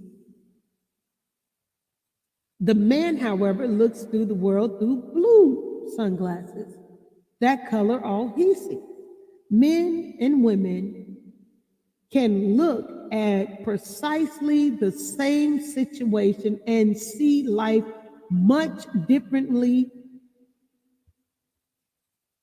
Inevitably, their pink and blue lens calls their interpretation of things to be at odds to some degree. Not only do men and women see differently, but they also hear differently. To carry the pink and blue analogy a little further, God created men with a blue hearing aid and women with a pink hearing aid, that they may hear the same words but get much different messages. As in, I have nothing to wear, because men and women have sunglasses and hearing aids in different colors. They send each other messages in different codes. When the spirit of the wife deflates before your eyes, and you're suddenly sense in issue, she's sending a code. Of course, if there were 1,000 women watching and listening, wearing their pink sunglasses and pink hearing aids, they would quickly say, well, I know why that sweet little thing is shutting down on him. She's so sweet and tender and can't believe it. I can't believe it. Look at how he's talking to her. To women, the code is obviously as they decipher the message through pink sunglasses and pink hearing aids. No wonder they often think men are so brain dead. They have two brains. One's lost and the other is out looking for it.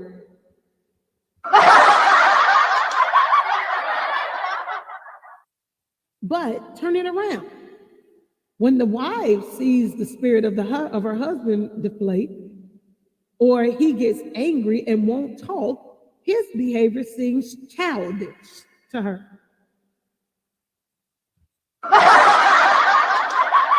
And that is true, y'all. We be acting like a bunch of kids, but y'all tell the truth to shame the devil. Y'all act like a kid too.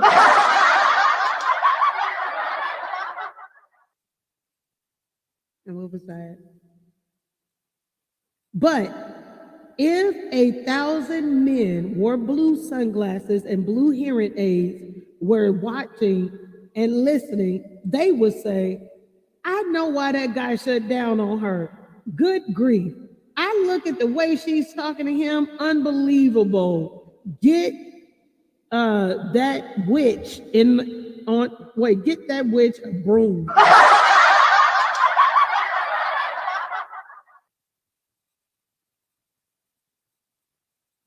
Are you beginning to see why male and female communication can be such a problem? Let's go back to the story of the anniversary card that turned into happy birthday.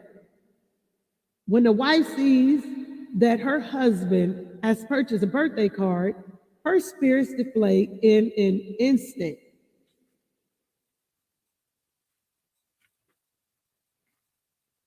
He has forgotten their anniversary many times, but this was the last straw.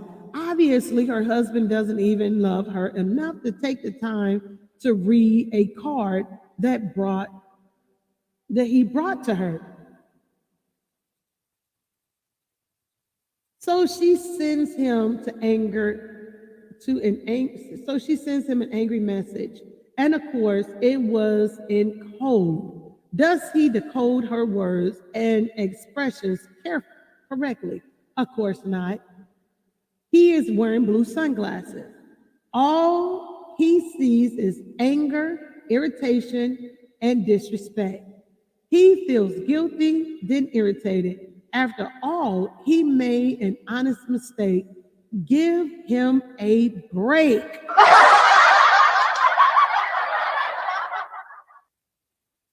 But the wife peers through her pink sunglasses and she will have none of this honest mistake bit. She will not have none of this honest mistake bit. She takes the conflicts into a new low by assassinating his character. He thinks more of his car than he thinks of her. What does it? That does it. He is glad he brought her a birthday card. It serves her right. He doesn't have to deal with this. And he walks away. So they both spend their 10th anniversary wondering how a little thing like a card could cause so much craziness. But of course, the card wasn't really the issue. The real issue was that the wife felt unloved and responded the only way she knew how, by getting in her husband's face and telling him off. Not all wives do that, but most lean in that direction at such moments. With her pink sunglasses and pink hearing aids firmly in place, she wants him to be genuinely sorry, not defensive, but asking forgiveness. Then they could have gone out for a nice dinner, but his blue sunglasses and blue hearing aid wouldn't let that happen. His real issue, which he probably couldn't even verbalize, is that he felt disrespected. He would show her, and so two essentially good-willed persons would wound up spinning on their crazy cycle with no clue about how to slow it down or stop it. What do I mean by good-willed people? Simply that both people have loved each other for a great deal. They do not mean to harm each other. They do not intend real evil towards one another. They are hurt and angry, but they still still deeply care for one another. That is why they spend their anniversary evening in a separate room, miserable, wondering how this whole stupid thing could have happened. And the reason neither will figure it out is that each blame each other for the whole sorry affair. I know what the problem is. I don't know if you all have picked it up yet, what the problem is. Because sometimes this happens in our own relationship. We misinterpret what we're supposed to be understanding. Somebody could say something and not mean what we think we hear or we heard what they meant. And it caused an argument. We don't mean it. They don't mean it. But we never come to each other to state what we meant until it's too late after we got all the anger out, when really we were upset about something else.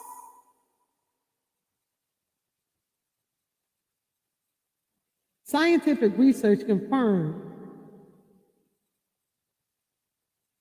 the centrality of love and respect.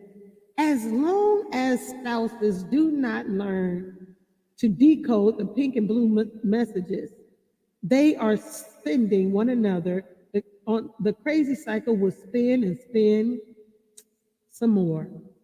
What is it that one thing that is going on inside of her, where the code is obviously pink? What is the one thing that is going on inside of him where the code is obviously blue? The women obviously need love. The women obviously need love, and the man obviously need respect. It's as simple and as difficult as that. Interestingly enough, scientists' research confirms that love and respect are the fundamental of a successful marriage. Dr. John Gottman, professor of the Department of Physiology at the University of Washington, led a research team that spent 20 years studying 2,000 couples who had been married 20 to 40 years to the same partner. These people came from diverse backgrounds and had widely differing occupation and lifestyle, but one thing was similar: the tone of their conversation. As these couples talked together, almost always there was what Gottman calls a strong undercurrent of two basic ingredients: love and respect. These are the different opposite of the antidote for contempt, perhaps the most corrosive force in marriage. Gottman's findings confirm what has already been in the scripture some 2,000 years ago in chapter 5, Ephesians.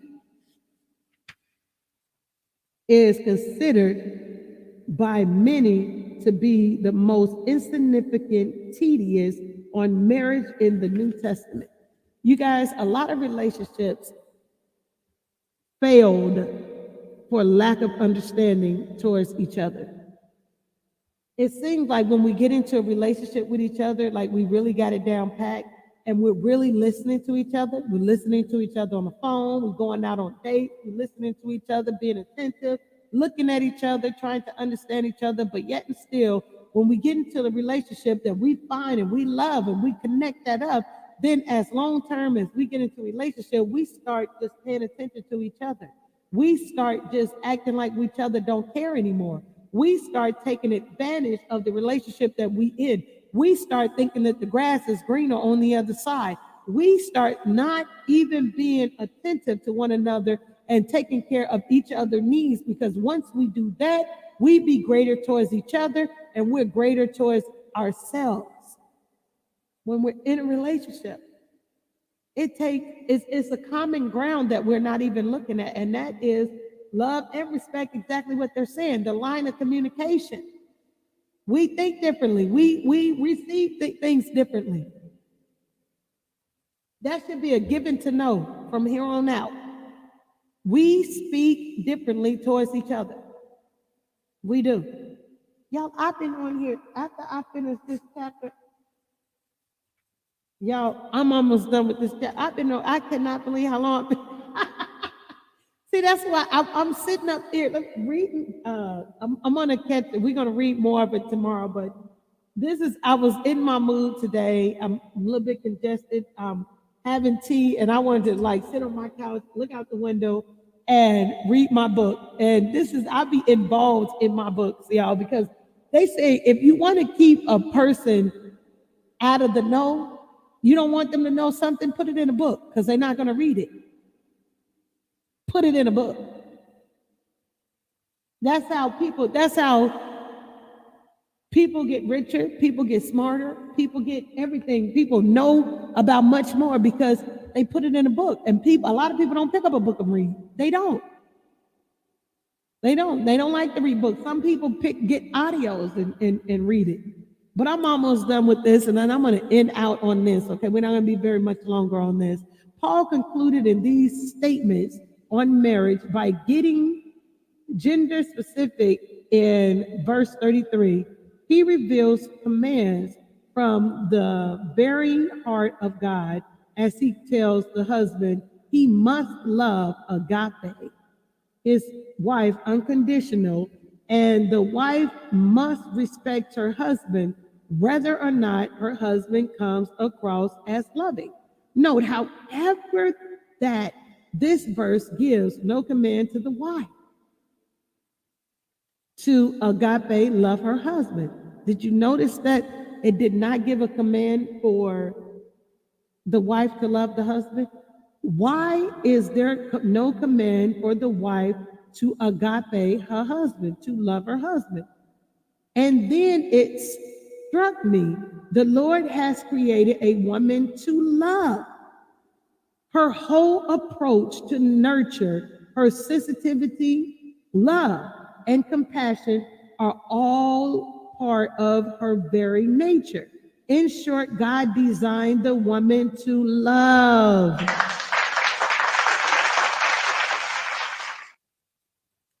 He's not going to command her to agape, to love her husband, when he created her to do that in the first place.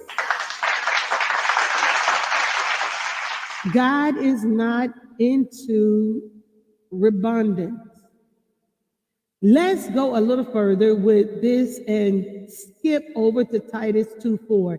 Here, older women are told to encourage younger women to love their husbands and children, but in this case, Paul is not talking about agape love. You hear what I said? Just in case some of you all missed it.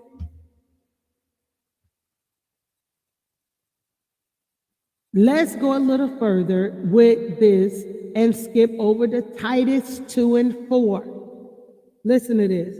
Here, older women are told to encourage younger women to love their husband and children, but in this case, Paul is not talking about agape love. See, I'm an older woman to younger women that are on here. I'm a sister to sisters that are my age. I'm an auntie to those that I'm that part to you all, and I'm trying to help, and so we all can learn because I'm still learning. This is, even though I've read this before, I'm learning even more. I'm rejuvenating something within me so I can rejuvenate me and my husband relationship. You know what I'm saying? I'm not just learning this just to teach y'all. I'm not just telling y'all this to teach y'all. I'm getting some out of this too. You know what I'm saying? It's been a while since I read this, so I'm receiving something. You know what I'm saying? I'm reopening something that's within me. Like I could be better in me. So we're actually doing this together, learning together. Let me catch back up. Paul is not talking about agape love. In Titus 2 and 4, he uses the Greek word. Well, let's just say this. This refers to a human, brotherly kind of love. The point is, a young wife is created to agape meaning love, her husband and children. Ultimately, she will never stop unconditional loving them, but in a daily wear and tear of life, she is in danger of becoming discouraged. So discouraged, what she may lack, is this, I'm not understanding what this word is, but it means, let me tell y'all what it means.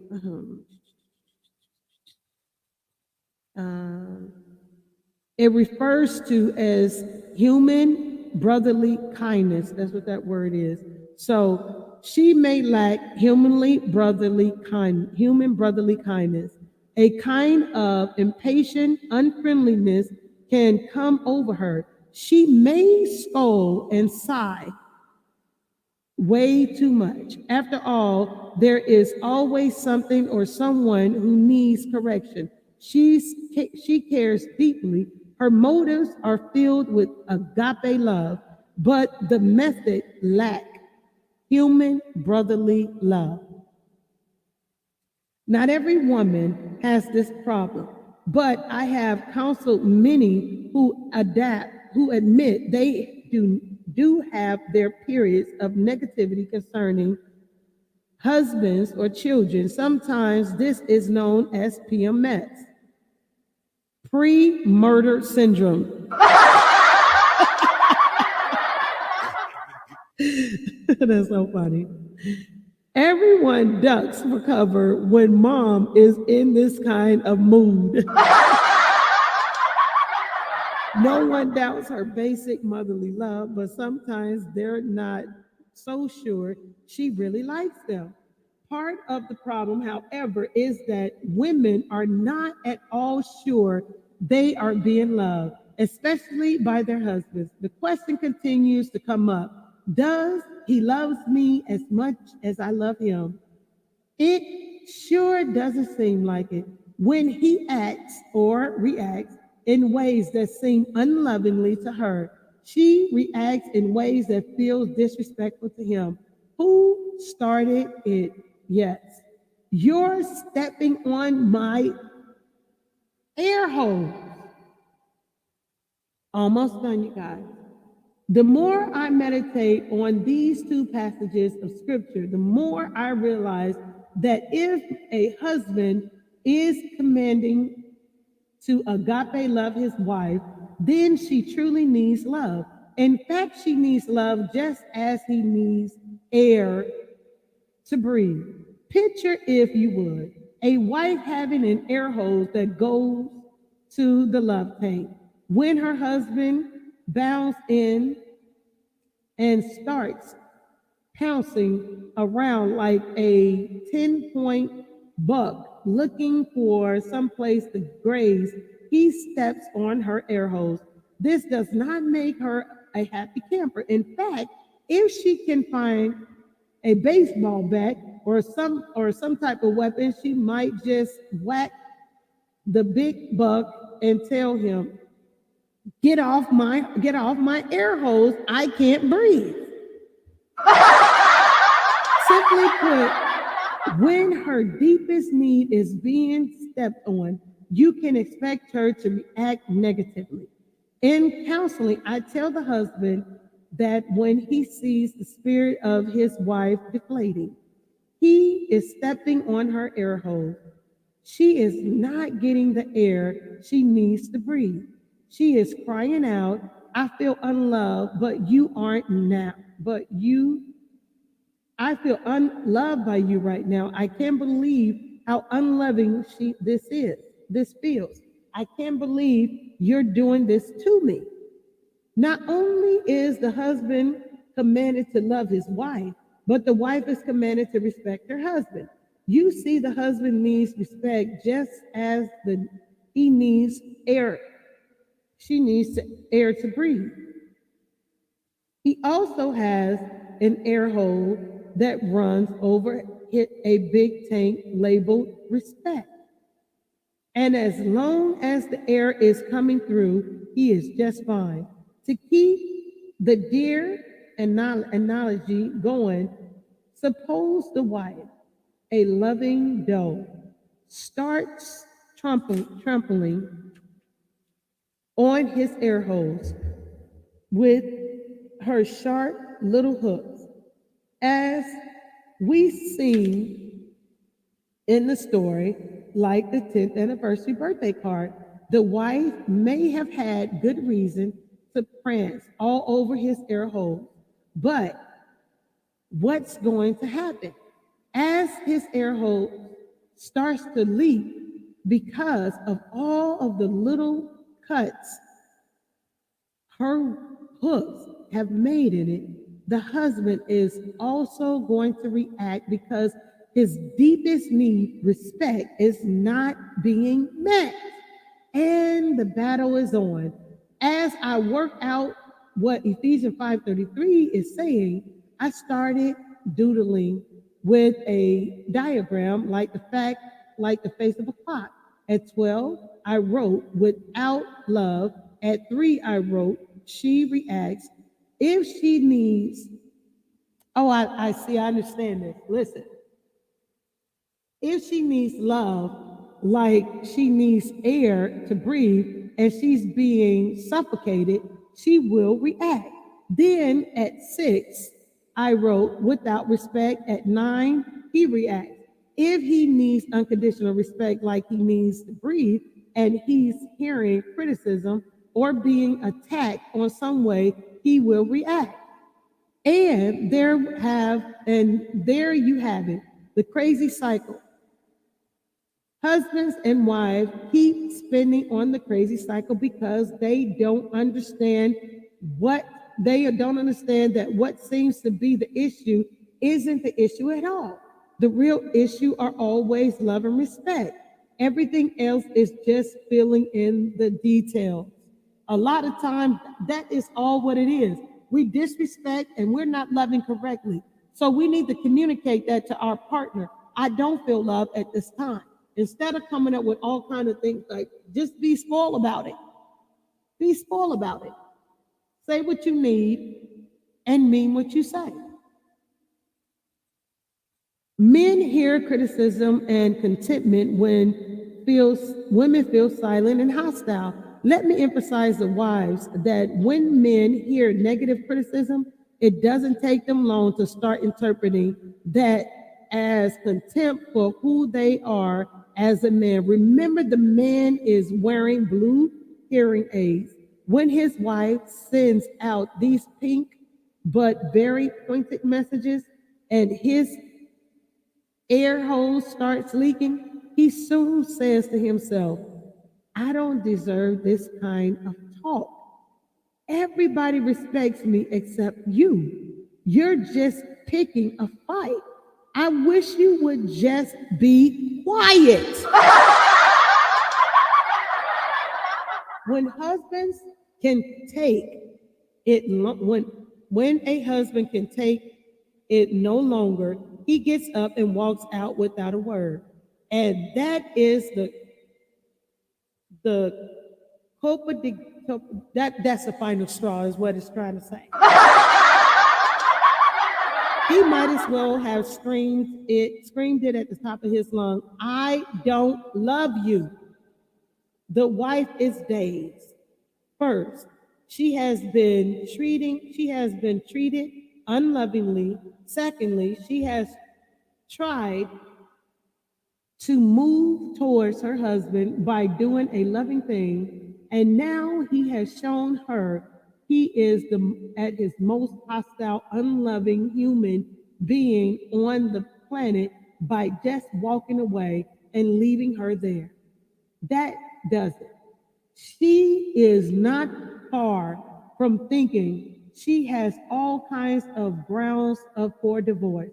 But if she does stop to think, he will realize that she started the whole thing with her criticism. Often, both spouses have goodwill, but are not deciphering each other's code. She criticizes out of love, but he hears only disrespect. He distances himself and prevents things from escalating, which is the honorable thing to do. But she sees only his failure to be loving.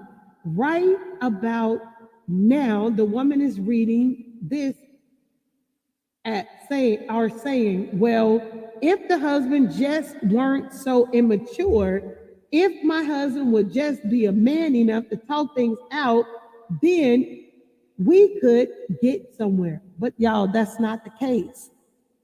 We have to take responsibility in this as well, because we're at fault too.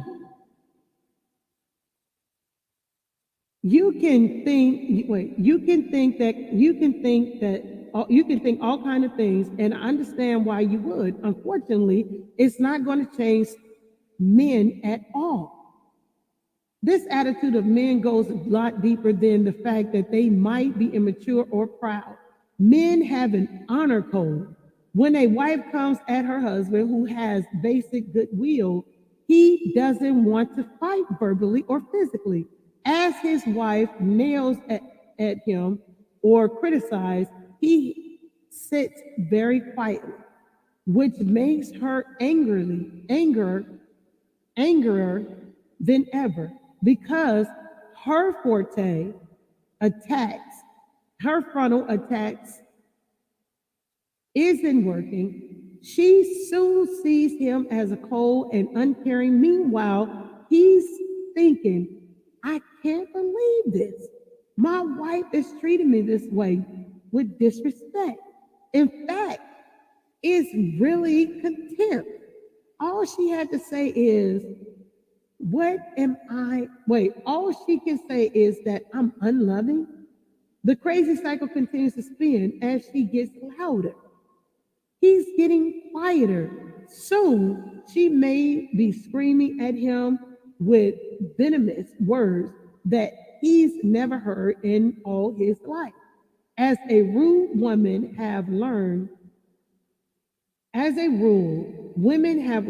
to fight with their words. They are masters of the art, and husbands can feel helpless before the onslaught. Listen, y'all know we could be some cruel people when we use our words, right? They stay quiet. A lot of times we provoke our husbands when we shouldn't even have to. Especially when we have those type of husbands that are saying, I don't want to fight. I don't want to speak verbally. I don't want to do this. I don't want to put hands on you. When you have people saying things like that, and that's their character, you appreciate that. When you first get into your relationship and you're so used to fighting and combating towards someone, when you first get into your relationship and they say, I don't want to fight, I am not the type of person to put hands on you, appreciate that. Back down, notches.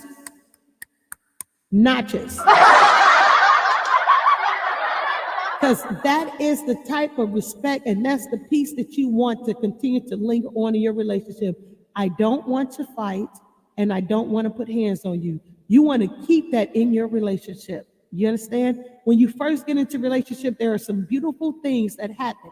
So that's when you start encouraging your loved one to be like, I like when you say that. I like when you do that. I'm glad that you're this way. I know a lot of people that's been in relationship, even I've been in relationship, where I've never even heard those type of words before. Don't push them to become your ex or somebody that they're not when they're this type of person. Allow them to be whom they are. You feel what I'm saying?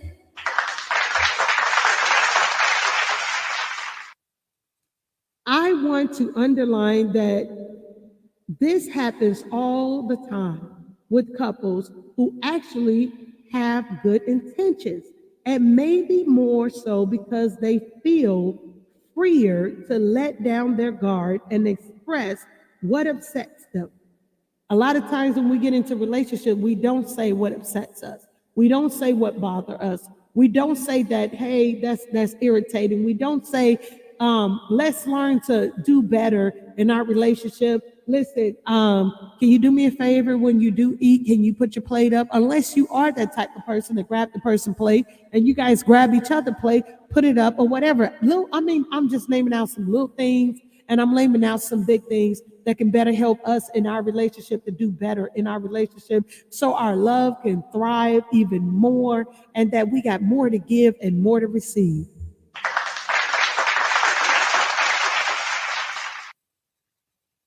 Most husband and wives who are on the crazy cycle have basic goodwill towards one another, but they just don't know how to express it. And so the crazy cycle eventually spins many of them right into separation and divorce. I've had a couple fighting with one another in my office, and I have said, out, time out. Sir, let me ask you something. Does your wife have basic goodwill towards you and others? Would you entrust your children to her? Oh, yes, absolutely. Ma'am, does he have basic goodwill towards you and others? And would you entrust your children to him? Of course. Then what is going on with the two of you? How can two goodwill people treat one another this way? The husband and the wife would look at me as if I asked, why don't you tell us? Why don't you tell us? All we know is we fight and fight and fight, and we really don't know why.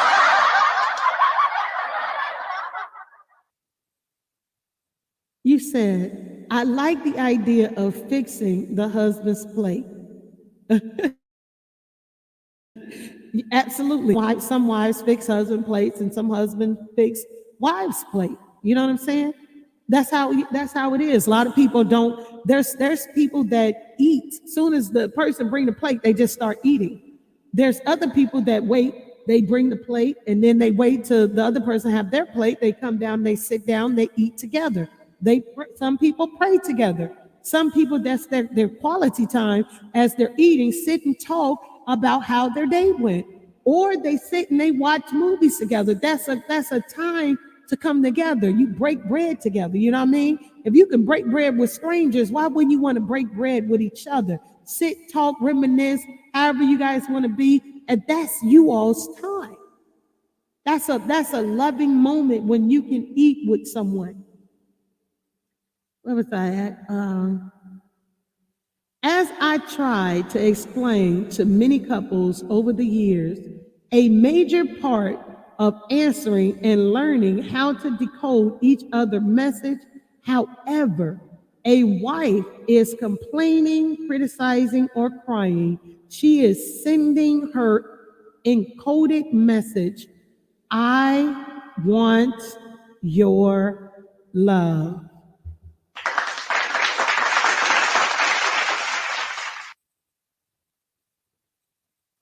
And whenever a husband is speaking harshly or sometimes not speaking at all, he is sending his encoded message, I want your respect.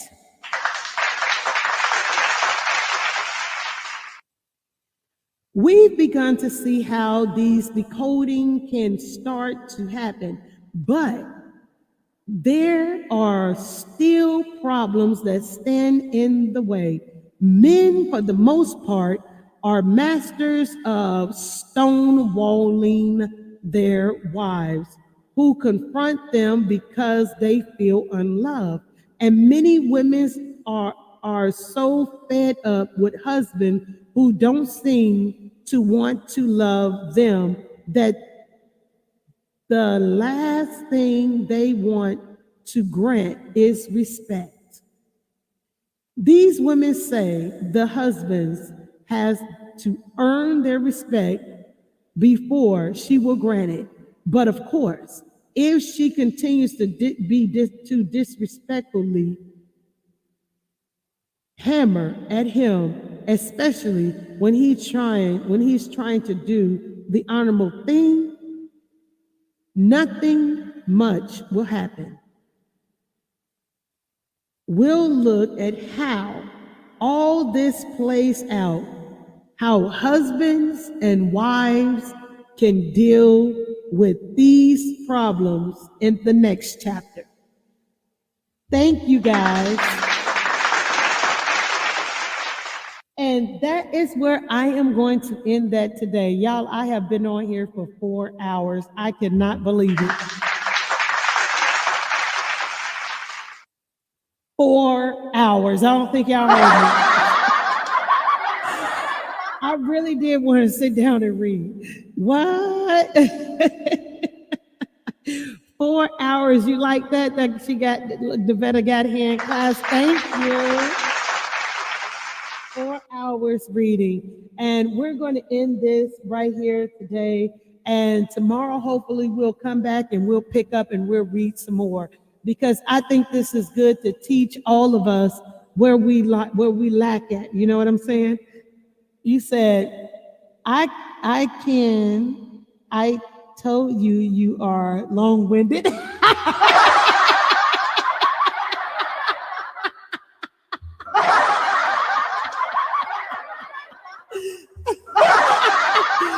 Yes, you did. Yes, you did. And I am. That's why I've been in the radio for a long time. I've been a radio spokesperson, host, and all that.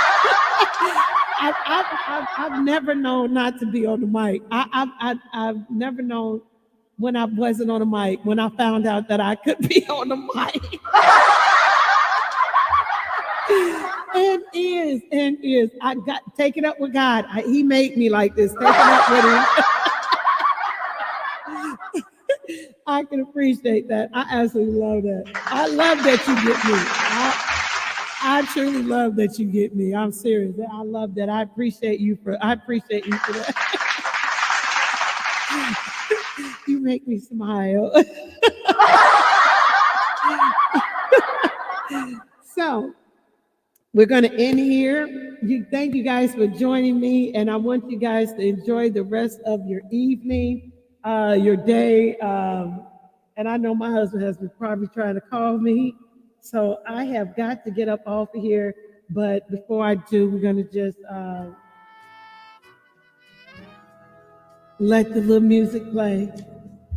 And I want you guys to really...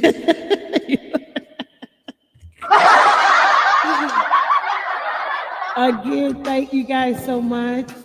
You guys go and enjoy yourself. Go visit different people's panels. Just try not to be blocked. And I hope that this was able to help at least one person. I know it helped me every time I read it. I have to go back and catch up on my reading and